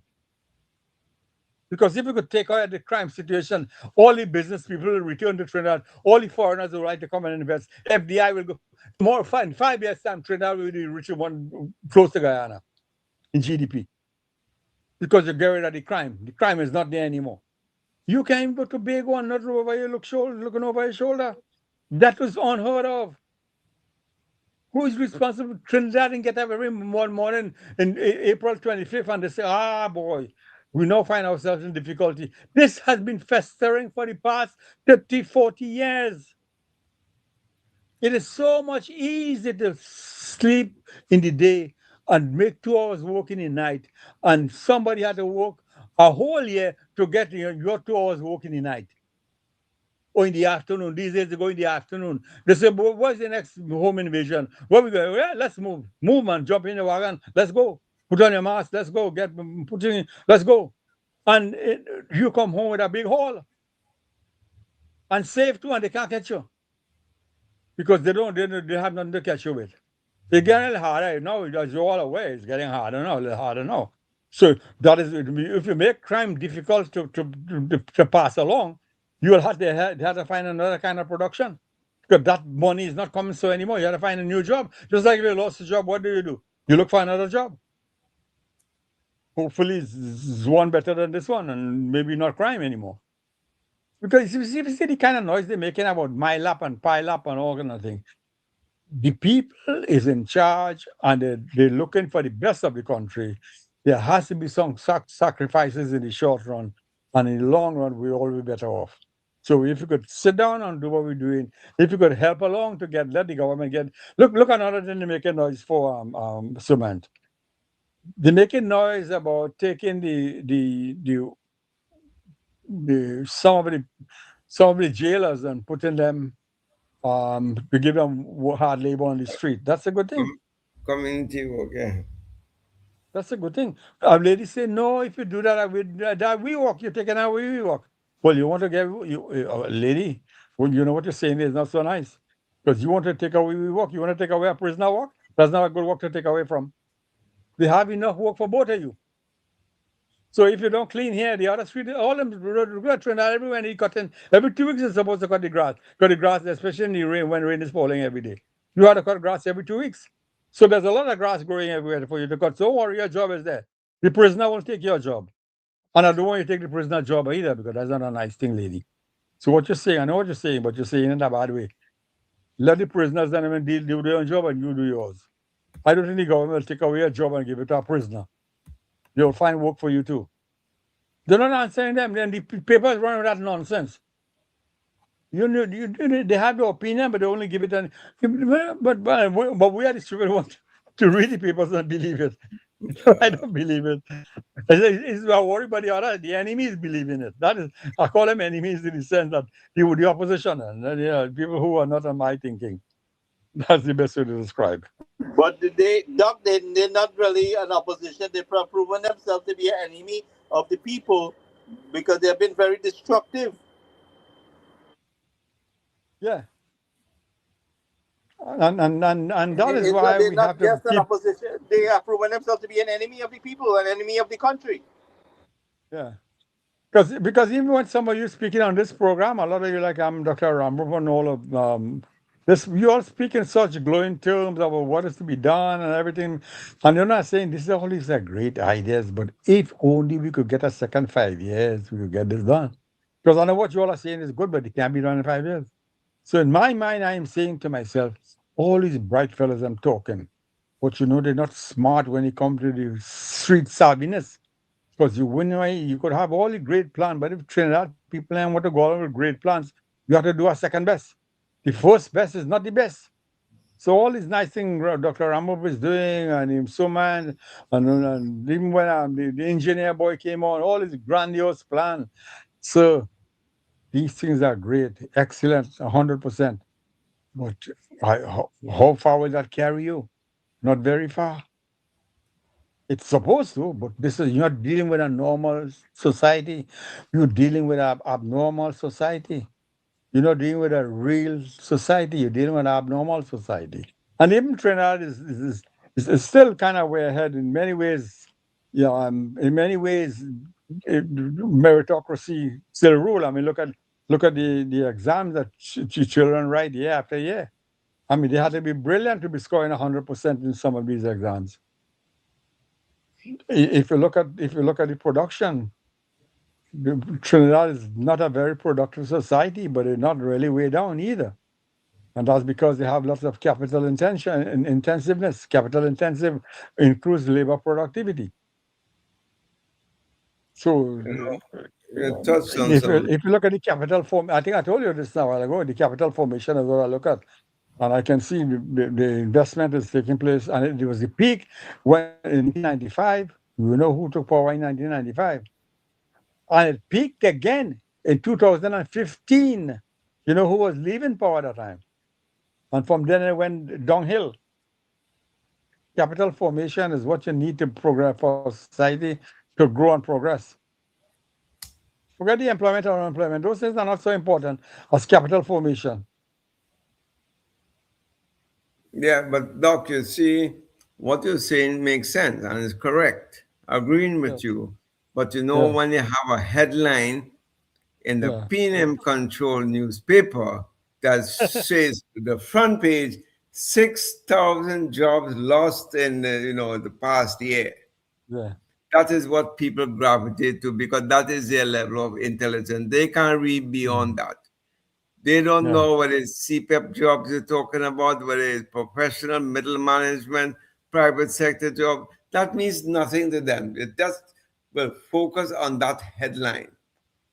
And that is why I always harp on the same point that the UNC's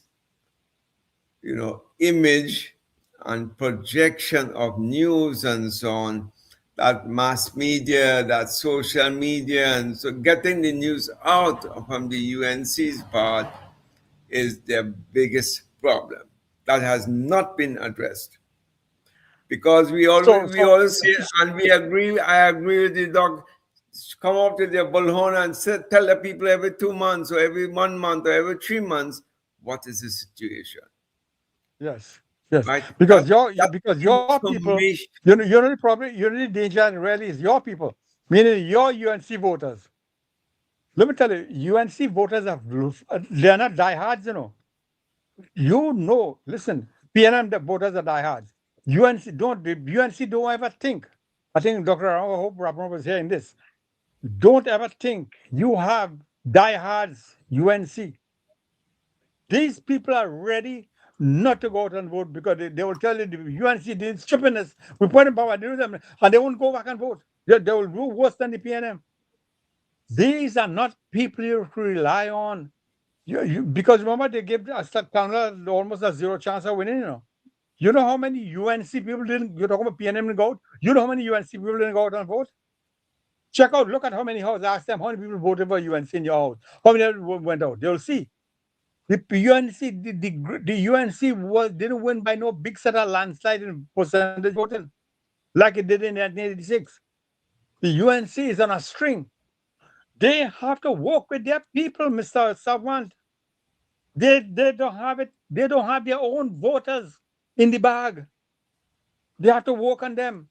And all the ministers could do all the nice work. If you don't get your people behind you, you cannot win an next election. Your people are not diehards. Your people are floaters.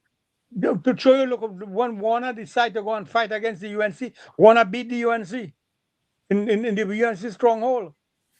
It tells you that your people are floating voters. You don't need no opposition when you have the UNC. Your Rainbow Coalition will do it all. Because you have enough opposition within your own party. Look what they did with just before the election. Some of your own members, your own MPs went and joined the other side. That a week before the election, they jumped on the bandwagon and went on the platform. That's to tell you what kind of people you are dealing with. The UNC is not a diehard party. You have to work on your people to keep them with you. Pandey never even had them. He had a certain section with him, but there were many people who are interlopers.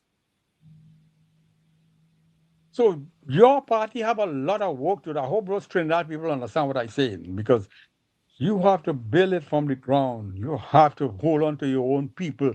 They just get frustrated and they just walk away and they tell you, I prefer the laws than see them back in power. That's my revenge. I want to get revenge. So I voted them for them. They said, we'll do this, they did the next. I get nothing. They didn't do what they had to do. I'm not voting for them again. To hell, in fact, someone else even say I go for PNM or somebody else. What am I going back to? You have a lot of work to do with your own people in your house. You have not sealed your vote. You win an election, and everybody clapping and win. Some of them who clapping are going to vote for you at all. And that's the Because scary they thought thing. you're not going to win, so why waste my vote? So you come and surprise them, and that's the good. What? How? Okay, good. Now you can say, you all didn't believe in me? No, you believe in me? So come join me. And join me in real. The lady cannot do it alone. She has the control right now. She cannot do it alone.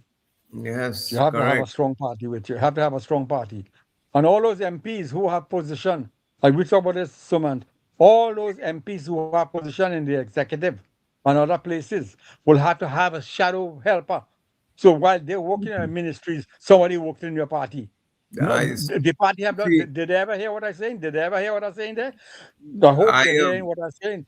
Get a shadow exec to hold your fort while you tied up with government business. Nice, nice. At least someone shares that my opinion, because I've been saying that 20 years now, that you need to have 2 or 3 people in every MP's office while he's attending Parliament. You attend to issues on the ground for your constituents. But that is not there. You still have to wait 3 months, 6 months to see your own MP. And this is the problem. This is what is agitating your own supporters, because the MPs are so busy, tied up with so many issues, policy decisions, writing cabinet notes, representing the people in good faith, doing the best they can do. But the job is so overwhelming that you need to have 1 or 2 persons who will represent you in your absence at the constituency level, meaning in your constituency office, who will listen to your complaints and take action, empowered to take the action as if they had the power of the MPs. And this is where the system is breaking down. The MPs are really focusing on the development and the strengthening the policies of their particular ministries. They have to look good. Their scorecard is coming up soon at the midterm, and see how good these ministers are doing. So they'll get a report card. So they'll look into up their report card. But at what expense? The expense is that these constituents are the one who is suffering. And I'm getting the feeling that you share my view. The UNC is there by a shoestring, but they have a lot of shoestrings. There are lots of shoestrings, but they're not diehard supporters. There's not like what we say, money in the bank. It's not like that. So it's quite correct. We need to have that media presence in your face every bloody month. Either the PM or one of the deputies or so should always be in people's face to tell them, hey, this is what we have achieved. That's 6,000 jobs we lost, so we are creating another 12,000 on the side. And come out with the information. Come out with the information so people will know. Nobody has reacted, as far as the NATEX or whoever is in charge of social media and to counter this claim of 6,000 job losses since the UNC came in power. Why isn't no one asking then what has happened in the past 10 years? How many jobs are lost? Why isn't anyone asking CSO, how come you only publish data from 2025 to 26? What was happening between 2015 and 2025? Where is the communication arm or arms of the UNC to bring these questions to the fore? Again, headlines are sensitization. It is become sensationalized.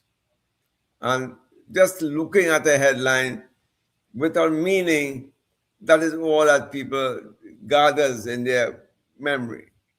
6,000 job losses. That is the only headline sticks in their mind, you know.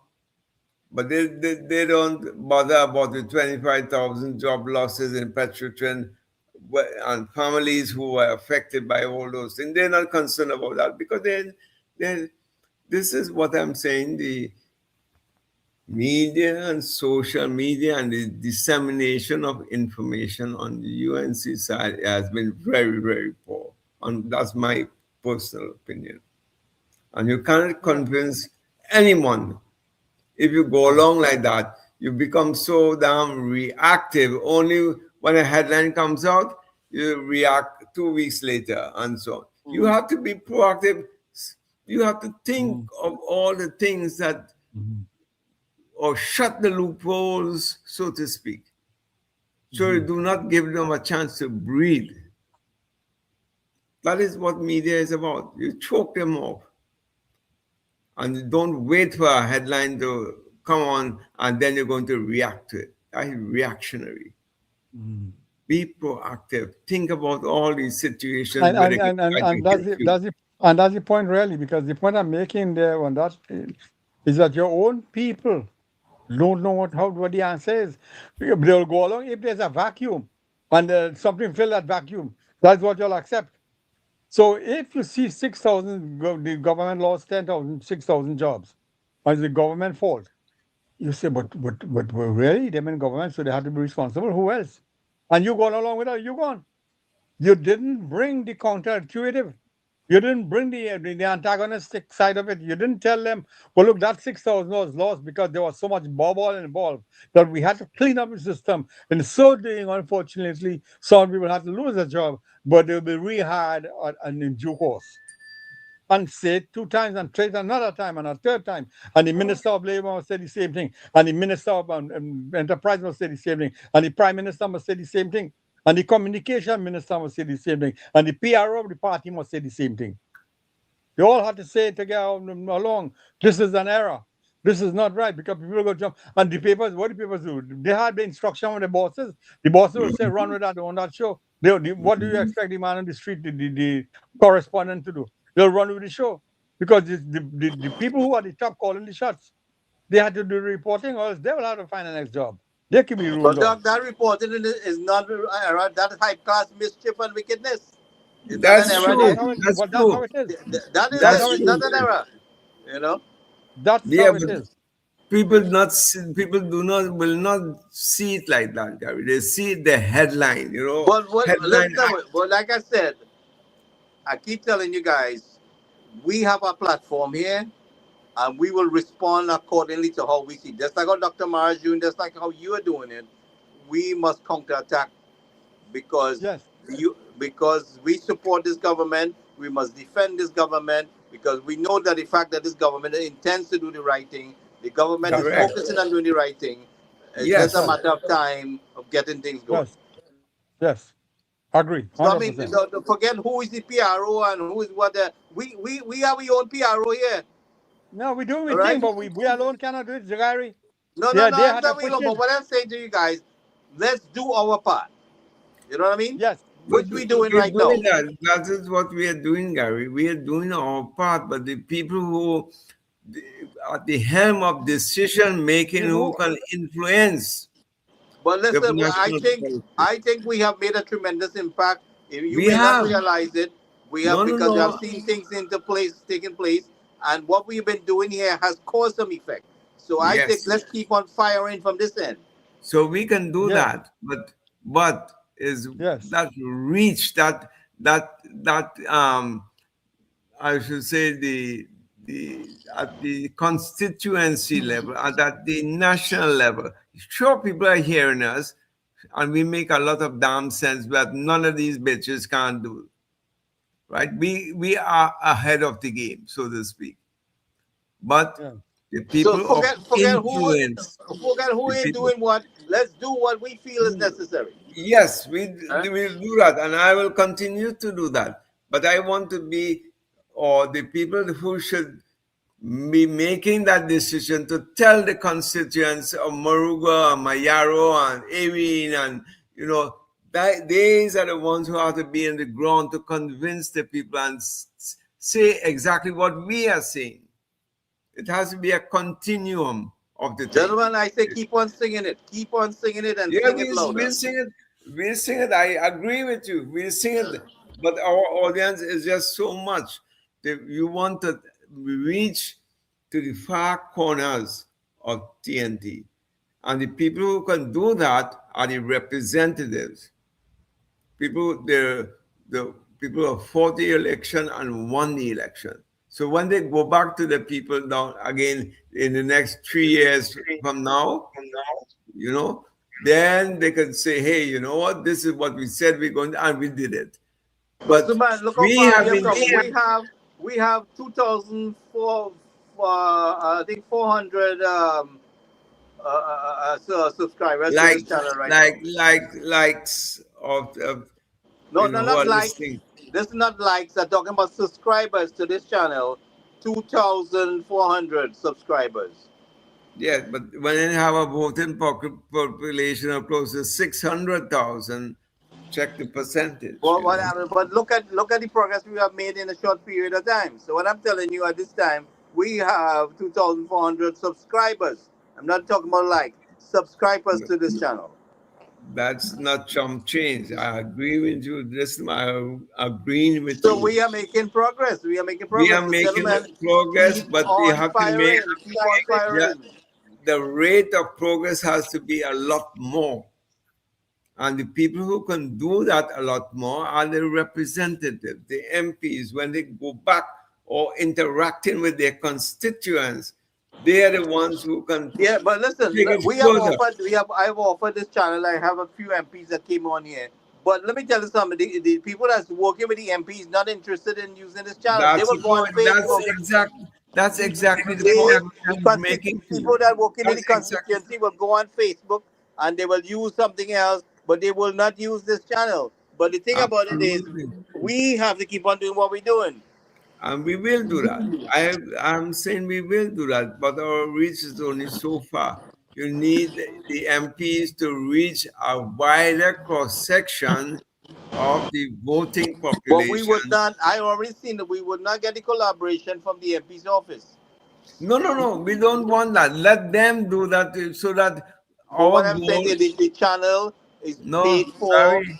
Our goal is to make sure we win the next election. We have to find our own people on the ground to work with us. We can't worry about those in the executive level of the party because they would not do that. We have had the PRO come in here when he gets a chance. We have had MPs come in here. We have had councillors come in here. And so what I'm saying to you, but not everybody's going to come. So whoever comes, thank God, we will make use of it. But we also have to find our own ground troops on the ground. Yes. You got some good people came on your program. You have some influential people here yourself, myself, Sumant, Dr. Parum, these are great people. Dr. Ramrup, engineer, I forget his name, but we haven't seen him for a while. And also Ven and some great people on the show. They come regularly. You have people here. Important. So what I'm saying to you is, forget who is doing what. Let's do it here. Let's keep on doing it here. All right? We could we could keep on building this team. If we had some more fun, if we had some funding, we could reach a great length. But you see, a lot of people don't volunteer their time.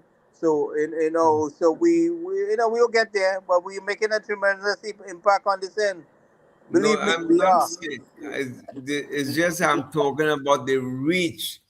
The reach to all the corners of TNT is the MPs.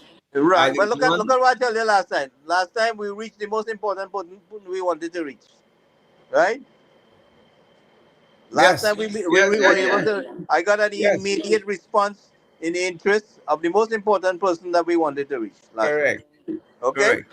But it doesn't happen all the time. It don't happen all the time? They may not reach. It doesn't happen all the time. But why does it have to take that that particular response? Why haven't the other MPs responded accordingly? Because they're not on board. They consider about their own ministries. But listen, how to go listen. forward. The How they person, go the most forward. of some person is on board with us.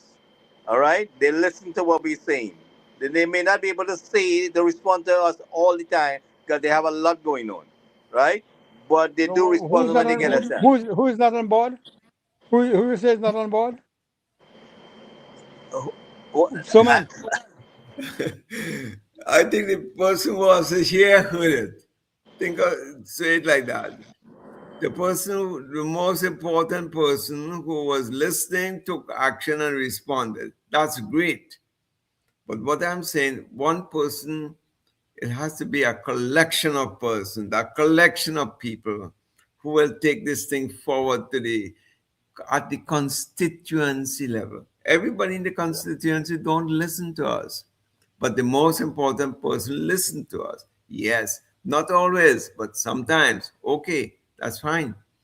But what I'm saying, But Samantha, we have our opinion as well. They would have theirs, I mean, we gotta understand there on the ground. I agree, You might even know what I'm saying, but you might even know about it. But I agree people on the ground we could talk, but we had to help too. Whatever we could do. We help. We will help. We hope that these kinds of things we are seeing here, that they will get some ideas and they will act on some of the ideas. Not everyone, but some of them. Well, Doc, it has already happened. That 30 police post didn't happen by guess. Right. All right. And I've seen a lot of other things happen. So what I'm saying, the acknowledgement has taken place many times. Many times. Yeah, it's happening. Yeah. It's happening, but you see, and let me tell you, Honorable Prime Minister is a lady who listens. She listens though. It's not to say that she don't hear. She listens and she hears. Two things. You could listen but don't hear. She listens and hear. Yes, and she cannot tell everybody. She can't acknowledge everybody's thing, but she does take action. That was Mr. Robinson. He listened but he don't hear. Yeah. But what I'm saying, she takes action on what we tell her. I don't know, but my dealing with Mr. Robinson, he has never rejected any of my suggestions when I was there, and you the blue-eye boy with him. He wouldn't reject. No. He never rejected anything. I tell him. He never. But I was the blue-eye boy too. So I can tell you, Doc. Whenever I recommended someone for scholarship and so on, national scholarship, OAS, UN scholarships, CEDA, Canadian Development Bank scholarships, OAS scholarship, he has never rejected any. Doesn't matter, Indian, Negro, African, whoever, Chinese, whatever. He has never refused any of my recommendations because he give a justification why him and not him, the next person. And he was a kind of guy who was straight. You have to show reason why you should do this or why this is a national priority for the government. Yes, you will get a scholarship there. That's all. You won't get a scholarship for space science and rocket designs and so on, but you will get a scholarship for the econometrics or finance or an operation, things that the country needs. Right, but you can't blame them for that. That is worthwhile investment. Correct. So that's what I'm saying. He never rejected any of these things. But in company him, you have 42 scholarships and nobody, without advertisements, see who got those 42 scholarships. Where's the press in all of this? And a long history of unaccounted scholarship. A long history of unaccounted scholarship, unaccounted financing for scholarship, right? People given scholarships that was never documented. Funding given was never documented, right? Right. That's how we do it. That's PNA. So that's how we do it. That's how we do it. But you see, why it has to be a freedom of information to get this kind of data? we under the PNM. Why does the press? Where is the Man, let me reporting? tell you The something. social media, When you're in man? Trinidad and Tobago, you're in Trinidad and Tobago, you're not in the USA. That's how they operate. Man, the amount of monies that was spent given to friends and family without advertisements and so on. Hey, you need a scholarship? Yeah. You're the party? Yeah. Okay. I recommend you as the MP in your area. Hey, you got a 500,000 scholarship or a $750,000 scholarship. If you're going to do a PhD, you got $1 million. What kind of BS is that? No, that's how it is. That's how That's they how operate. it is. Yeah, that's how it is. But That's the norm. That's why I'm telling you all, you guys are too serious. You have to know what you're dealing with and what the people of Trinidad are accustomed with. Because breaking it off, you'll lose the next election. You can have to go along with, I was telling Ramrup the other night, you have to go along with a level of slackness in the society. While you're cleaning it up at the same time, you also have to allow a few things to go. Before you clean everything, you clean house. You're in so clean house, you clean yourself out. Because you also have no power after 4 years. You're gone. So while cleaning house is a good thing, look over your shoulder. You're over cleaning the house. Clean house, but don't clean it too clean because you wipe yourself out of the system and they come back to where they were. Because never mind, they will say, bring them back. We have so much freeness. Now all the freeness gone? Not good. Bad. That's UNC that they don't like poor people. They hate black people. They hate poor people. They don't hate like no one in the constituency because we have voted for them after we. Even the people who vote for them and get in, they are bad people. Out you go. The lady said we won't forget. You see, she won't what you forget. Will you forget what? We won't forget either. You won't forget and we won't forget. So let's go. But you got a clean house, but you also have to watch over your shoulder while you're cleaning house. Be careful. So that's what I was telling you all and I'm saying it. I mean, we want to win this next election. And all these nice works that I mean look at this. Show me in your parliament if there's anybody who could talk like or Roberts' name. I forget the name of Roberts' name. I don't know people name well. Arnold Roberts. Show me a man in Trinidad who is so oratorical like him. The words keep flowing and the brain keep acting and he's not making a mistake. The guy is going down the road and he's picking point by point, taking everything apart. And he's along the way, he's just throwing bodies along the way and he's going to the finish line. When we look back, 100 people died. That's a man, that I don't know if you all seen it the way I'm seeing it, but I mean, I don't boast about many people much, but I could tell you the quality of people. Look, a man like Warner. When Warner speak, you listen. Because Warner put you in school. These are great oratorical speakers. That Maharaj fellow, I don't know him at all. The one from Sama, I think it was Bharat, Sama Bharat. Devish Maharaj. Finish, yeah. That guy. You don't have many words, but when the guy speaks, you know you could feel it. Yes. You don't have any words. Like he had no enemy either. He's one of look like those guys that had no enemies. I mean, Saddam Hussein he's in and out of problem, but not him.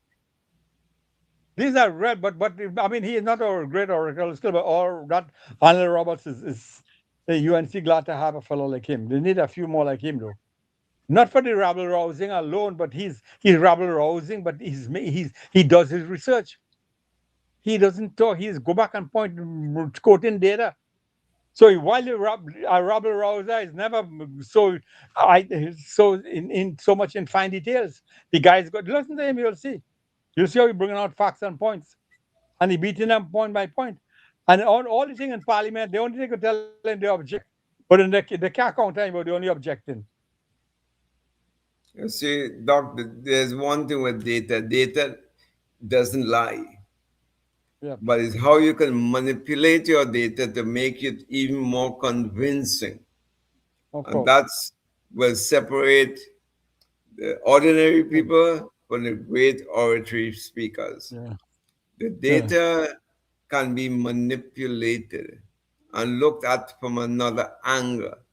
That is what Mr. Roberts does. He does it. He does it. So his oratory skills are superlative, I'll say. Right? And you counter that against some of the other ministers on both sides of the parliament. It's not up to his level. You know? Yeah, but because Gary like this boy Naked. Naked is very influential, but Naked is not on the facts like this fella is, and he manipulated the facts to suit his viewpoint. I mean, Naked much more like a good speaker, and he could get his point across, and that's it. But this guy kind of in touch with research and twisting the facts for his viewpoint. That is what you're saying there with Robert. Well, I'm making this calling out these names because I mean, the UNC had to look for great people in the party so that they could build a party for 20 and 20 and 30, 40 years. I want to say this last thing tonight. Let me just listen carefully again, because there has never been any party. Trinidad is now in good body politics since 1956. That's what 60, 70 years, 70 years now. They have been in heavy politics of Trinidad self-determination, and there is no party that got a second term, or like a complete second term. All the party get 11 months from a second term. There's no party other than the PNM that really could boast of anything that they have a second term to work with. And that will be the day when the UNC could win back the next election and hold it on at least for another 5 years. And then Trinidad could say they got somewhere. Until such time, I am not relying on Trinidad. And that is why I keep on panicking all along. That yes, all these great works could be brought to naught. Because the UNC is doing the best for everybody and everything. But that does not, unfortunately, in a bubble society, that will not win you our next election. Unfortunately, this shouldn't be so, but this is how it is. When you have to deal with reality, you have to be on the ground. So I really, there's no comparison between PNM and anybody else. It is no comparison. The PNM has enough chance to carry this country forward, and you have to blame them 7 times over. The 7 times is the amount of time they occupy the government. You have to blame them 7 times over, because they're 7 times responsible than anybody else. And therefore, they cannot escape. Even 10 years from now, the PNM should still be blamed for every wrong thing that happens in society. And maybe one or two good things too. Maybe you could point that out. If you look hard enough, you might find 1 or 2 good things they maybe do. Like more the freeness side and social welfare side, maybe. But in terms of progress, nothing. They want to tell you the progress at that pan side, good for you. That's fine to put the emblem. What great progress that is. Yeah, okay, we give you a few points for that, but that is not so great, really. It's good enough for the time being for one to make people happy, that's fine. But you have done nothing to show for it. You tried and you failed. Even if 2030s, you tried and you're nothing to show for it. I mean, look at Point Lisas. Point Lisas is supposed to be the grand discovery for a new horizon, for a new day to come in Trinidad. It was a flop. And it's all a flop because your power was more important than work. Your power to hold on to government, take precedence, transcend everything else. It is trumped everything else, not our Trump. It trumps everything else. And once you do that, you cannot, and honestly, take a country forward. You cannot. By building a house that is worth how much million, they're only saying 70 million, how much, I mean, more than that. But you cannot build a house and can't have no people to show how you build this house. I mean, that alone is enough to bring down any government in any decent society, any forward-looking society. That alone is enough to take you down. You can't build a big balance sheet house, and when they ask for the receipt, you hand on the show for it, you get donations. Well, you better be careful. Government taking donations, or that's illegal. They run raffle with the rich, man. They run raffle with the rich. Listen to me. Politics. The raffle buy. You build a $70 million on raffle.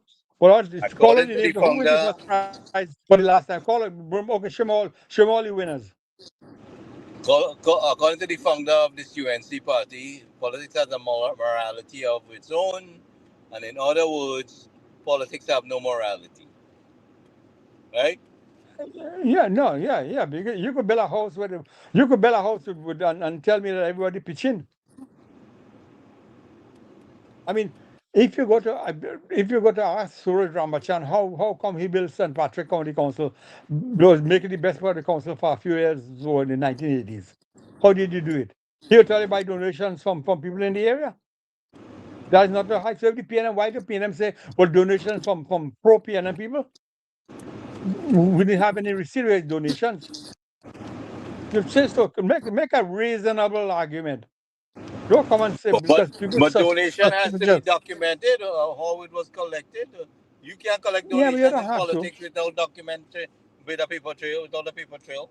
But here's what's more important: you have to show when the permits were approved and when it was released.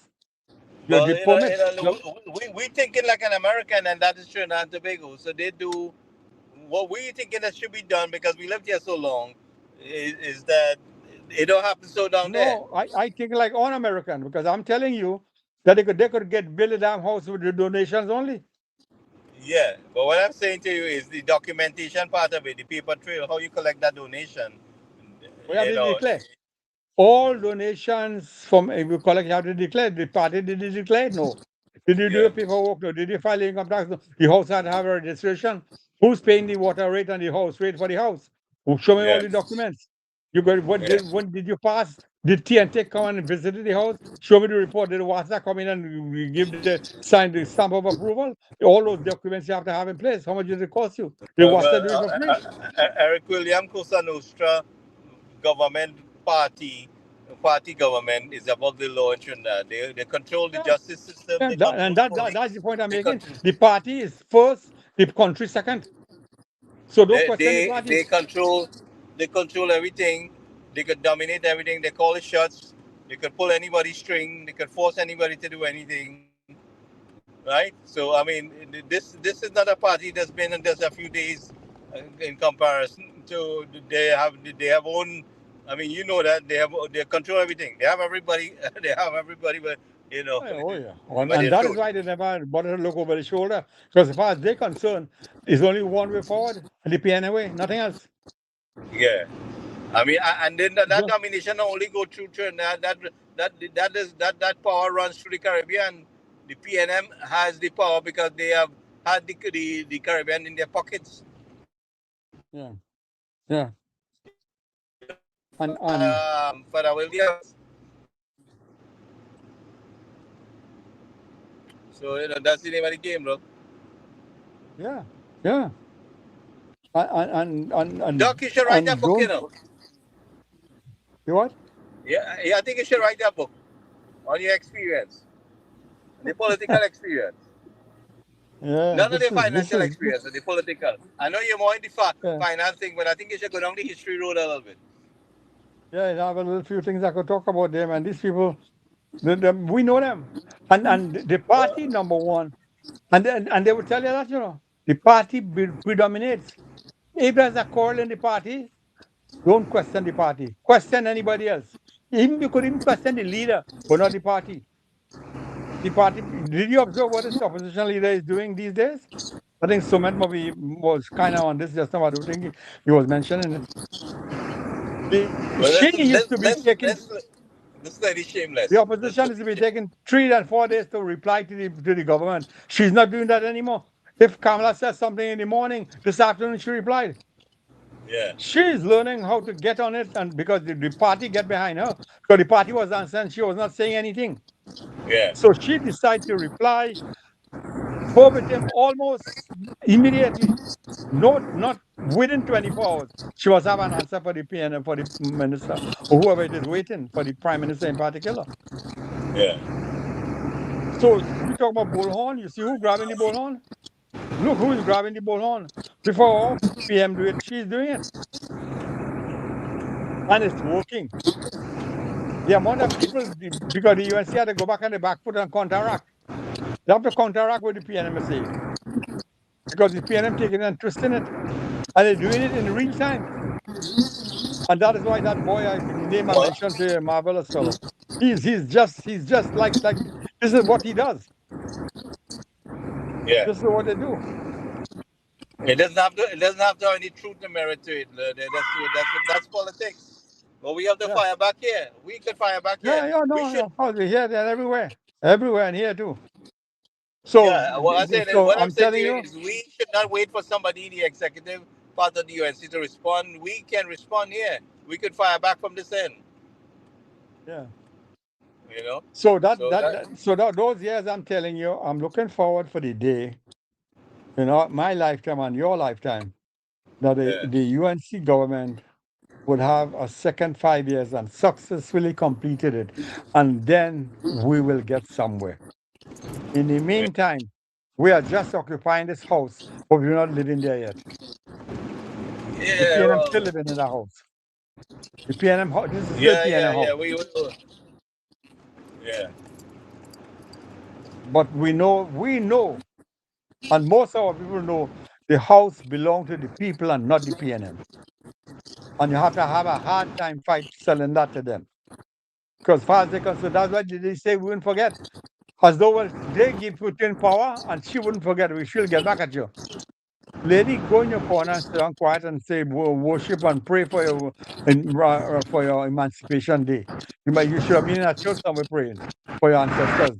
You come here to tell us who forget and who remember. You better try and remember and don't forget. You're right, don't forget. Don't forget your ancestors who worked so hard to get you all where you are. Well, we didn't get it. The Benjamin lady will find you and she'll be okay. You could forget one of the hardest working MP. Michelle Benjamin works very long hours. She's on the go. Yes. Show me a PNM minister who could work like she. Show me one of them. Point for point. She's very intelligent. She's very approachable at the same time too. All in every point, she's scoring 100. Show me bring out the best PNM lady, including Penelope Beckles, bring point by point and see which one better. Gary, if I may interject here, remember we had the carnival, this year's carnival, we had the Flower Village. That was a very, very successful event, first time in the history of Trinidad. And there's about 90 or 95% of the people who benefited most from this were the African people who were selling the corn soup, and all the artists and everything was all free of charge. Free of charge. But look at the beneficiaries, the spin-off, the multiplier effect of the value added. Who were the beneficiaries of this all? And yet they are not satisfied. This have to make the point. Let me just butt in here. You know what Benjamin should have told her? I mean, she wouldn't do it. She would have said, Madam, I wouldn't forget either. You're biting the hand that fed you the food. You're biting my hand. I wouldn't forget either that I gave you, because she won't answer in back way. But that's what the food that feed you, you tell you wouldn't forget. Well, I won't forget either. You biting back the own hand that fed you. Go ahead, sorry, Suman. But you see, this is their mentality. Remember, and we should never forget this. They always are gimme. Nothing is enough for these scams. Nothing. You could give them the whole of Trinidad and they will swallow it and say that is not enough for them. Yeah. That is not enough for them. They should get this. When they give them free school books, free uniform, free transportation, free breakfast and dinner, or we need help to buy this school bag. We need help to buy this. We need help to... So how much help do you need? Everybody, bloody part of the world, education is expense. So face up to the reality. 9 out of 10 times they don't know who the parents or mother, father, all these things are. So why you propagate? You getting help. Be thankful for the help you're getting, but there are certain segments who they just want everything. Every single thing must be free. I'm sure they live in a free damn government house as well. I'm sure they're not paying any mortgage or anything for that. No water rate, no light bill. Everything for their children are free. And yet the turnout, the product, the output, the net result is a pack of, you see how they behave in school? Who are the ones who are fighting and all this BS in schools that you see going around most of the time? What are the schools? Which type of school? Where are they located? And you see these things. So you don't have to pan out an answer to every question, every issue they raise. Because nothing is enough. You have to know the mentality of these people. Nothing is enough for them. Nothing. So you have to be careful. You have to know who to answer and when to answer certain people. Don't make this. Yeah, but Sumit, we have to show a level of caring and sympathy for those people who should have been treated better, but are not being treated better. And we try to liberate them. There's only so much we can do at a time. So we have to live with a level of tolerance for that psyche, that behavior that was bestowed on them from generation to generation. This is not yesterday's. This is not even from 1956. Some of it was even before 1956. So it is a long, long tradition to deal with those. So and that is why Kamala then was correct when saying that everybody will win. So it's better you put a government where everybody will get, and not only your constituency. But what the PNM answer is this, that once you equalize the society, then it becomes unequal. Because equality is certain people get more than the others, and then we equal. But if you come and say Labre or Mayaro must get as much as Tonapuna and Laventille and Digo Martin, you're racial. It's not supposed to be equal. It's supposed to be that our PNM people get first preference before everybody else, and that is equality. So you must know there are two equalities in Trinidad, where every constituency is equal, and the other one is where the PNM constituency is more equal than the other constituencies. So we equal, but some more equal than others. That is the true description of the current opposition, what they're doing. Anyway, guys, Dr. Maharaj, I want to book you for tomorrow night too. I know tomorrow night, but next week, Tuesday and Wednesday, I'm occupied. So next Tuesday and Wednesday. When can you come back, Dr. Maharaj? When can you come back and talk? Tomorrow is Friday, but whenever you have somebody who might come along, I'll be great. Suman gonna be here too. Well, he'll be here. I think he'll be here, right? Whoever again, that's fine. And if you want to, I want to continue. No, I want to make this point really, because I want to tell you that the inequality, how the measurement is going, the kind of metric that's being used on the PNM, and you have to expose them for the ill metric, the biased metric that they're using. So Trinidad cannot be a just society if you have those people in charge. They're too bubblish. You're too cheapish. You're too wicked. I think somebody call them wicked. I don't want to be very wicked.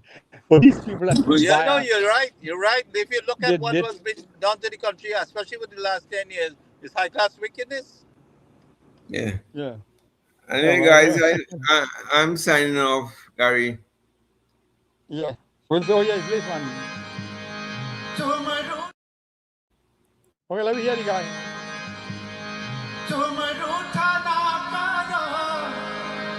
मेरी जान निकल जाती है तुम हंसते रहते हो तो एक बिजली सी चमक जाती है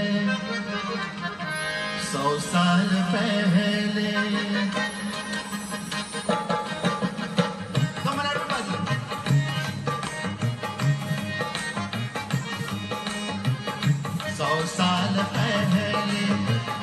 मुझे तुमसे प्यार था, मुझे तुमसे प्यार था, आज भी है और कल भी रहेगा। सदियों से तुझसे जिया बेकरार था, जिया बेकरार था, आज भी है और कल भी रहेगा।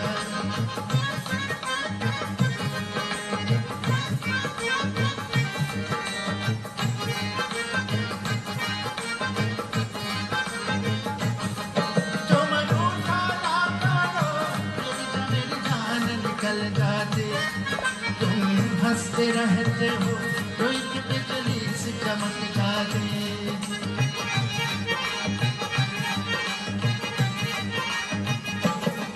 तुम रूठा ना करो, मेरी जान निकल जाती। तुम हंसते रहते हो तो एक बिजली से चमक जाती है।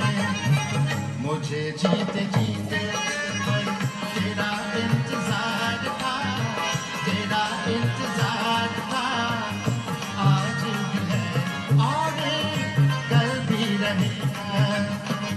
100 साल पहले मुझे तुमसे प्यार था, मुझे तुमसे प्यार था, आज भी है और कल भी रहेगा।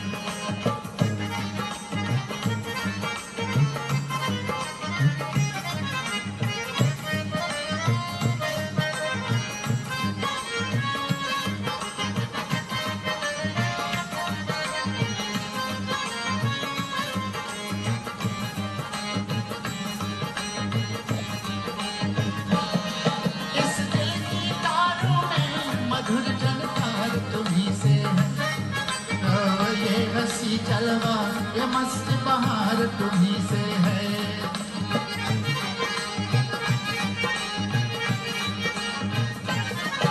इस दिल की दामों में मधुर झनकार तुम्ही से है। और ये हंसी जलवा ये मस्त बहार तुम्ही से है।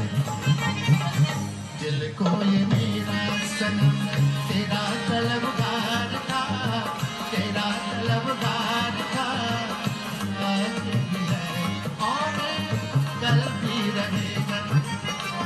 100 साल पहले मुझे तुमसे प्यार था, मुझे तुमसे प्यार था, आज भी है और कल भी रहेगा, और कल भी रहेगा, और कल भी रहेगा।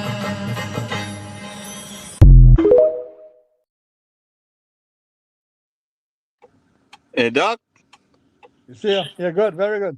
Yeah. I got it. We gotta get together again. You know, long time we had to do something like this. You know, where we get together in a little fete thing, man. You know, but we work towards that.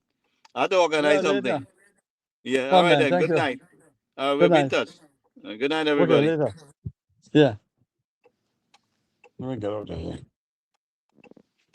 Shit, you're coming out though. Okay.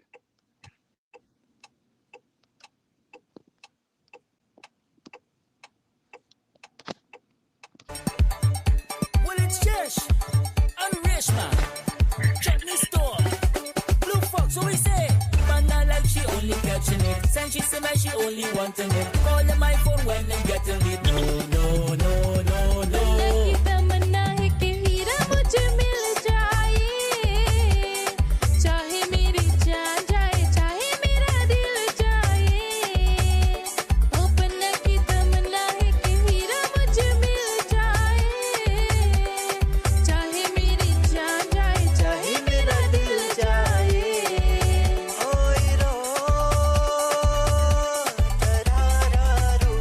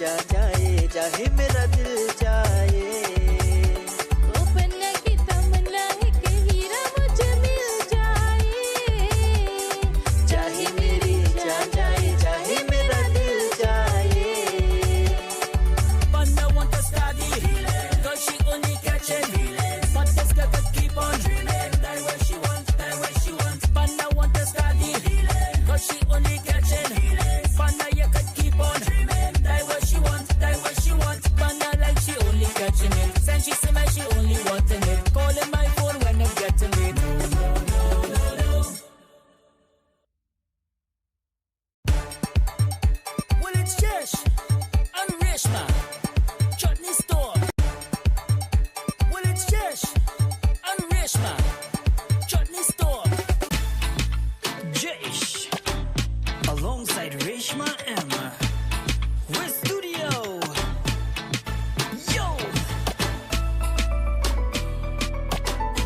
sweetness साथी तेरा प्यार पूजा है तेरे सिवा कौन मेरा दूजा है यार ओ साथी हो मितवा हो साथी तेरा प्यार पूजा है तेरे सिवा कौन मेरा दूजा है यार साथी तेरा प्यार पूजा है तेरे सिवा कौन मेरा दूजा है यार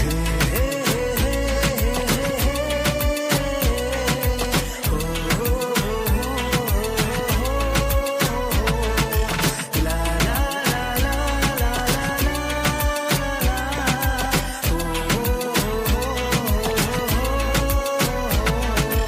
कितने दिनों के बाद की सूरत देखी है एक भगवान की तूती मूरत देखी है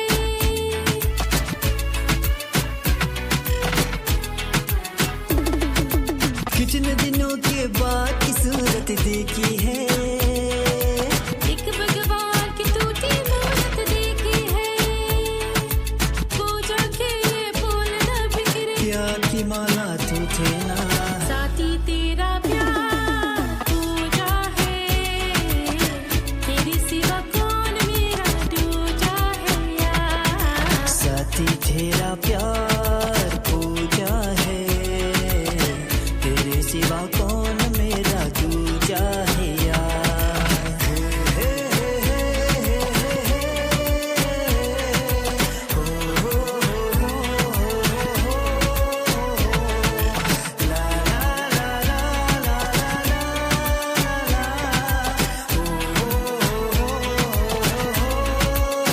काश तुझे मैं अपनी उम्र दे पाती मौत कर यूं आती मर कर जी जाती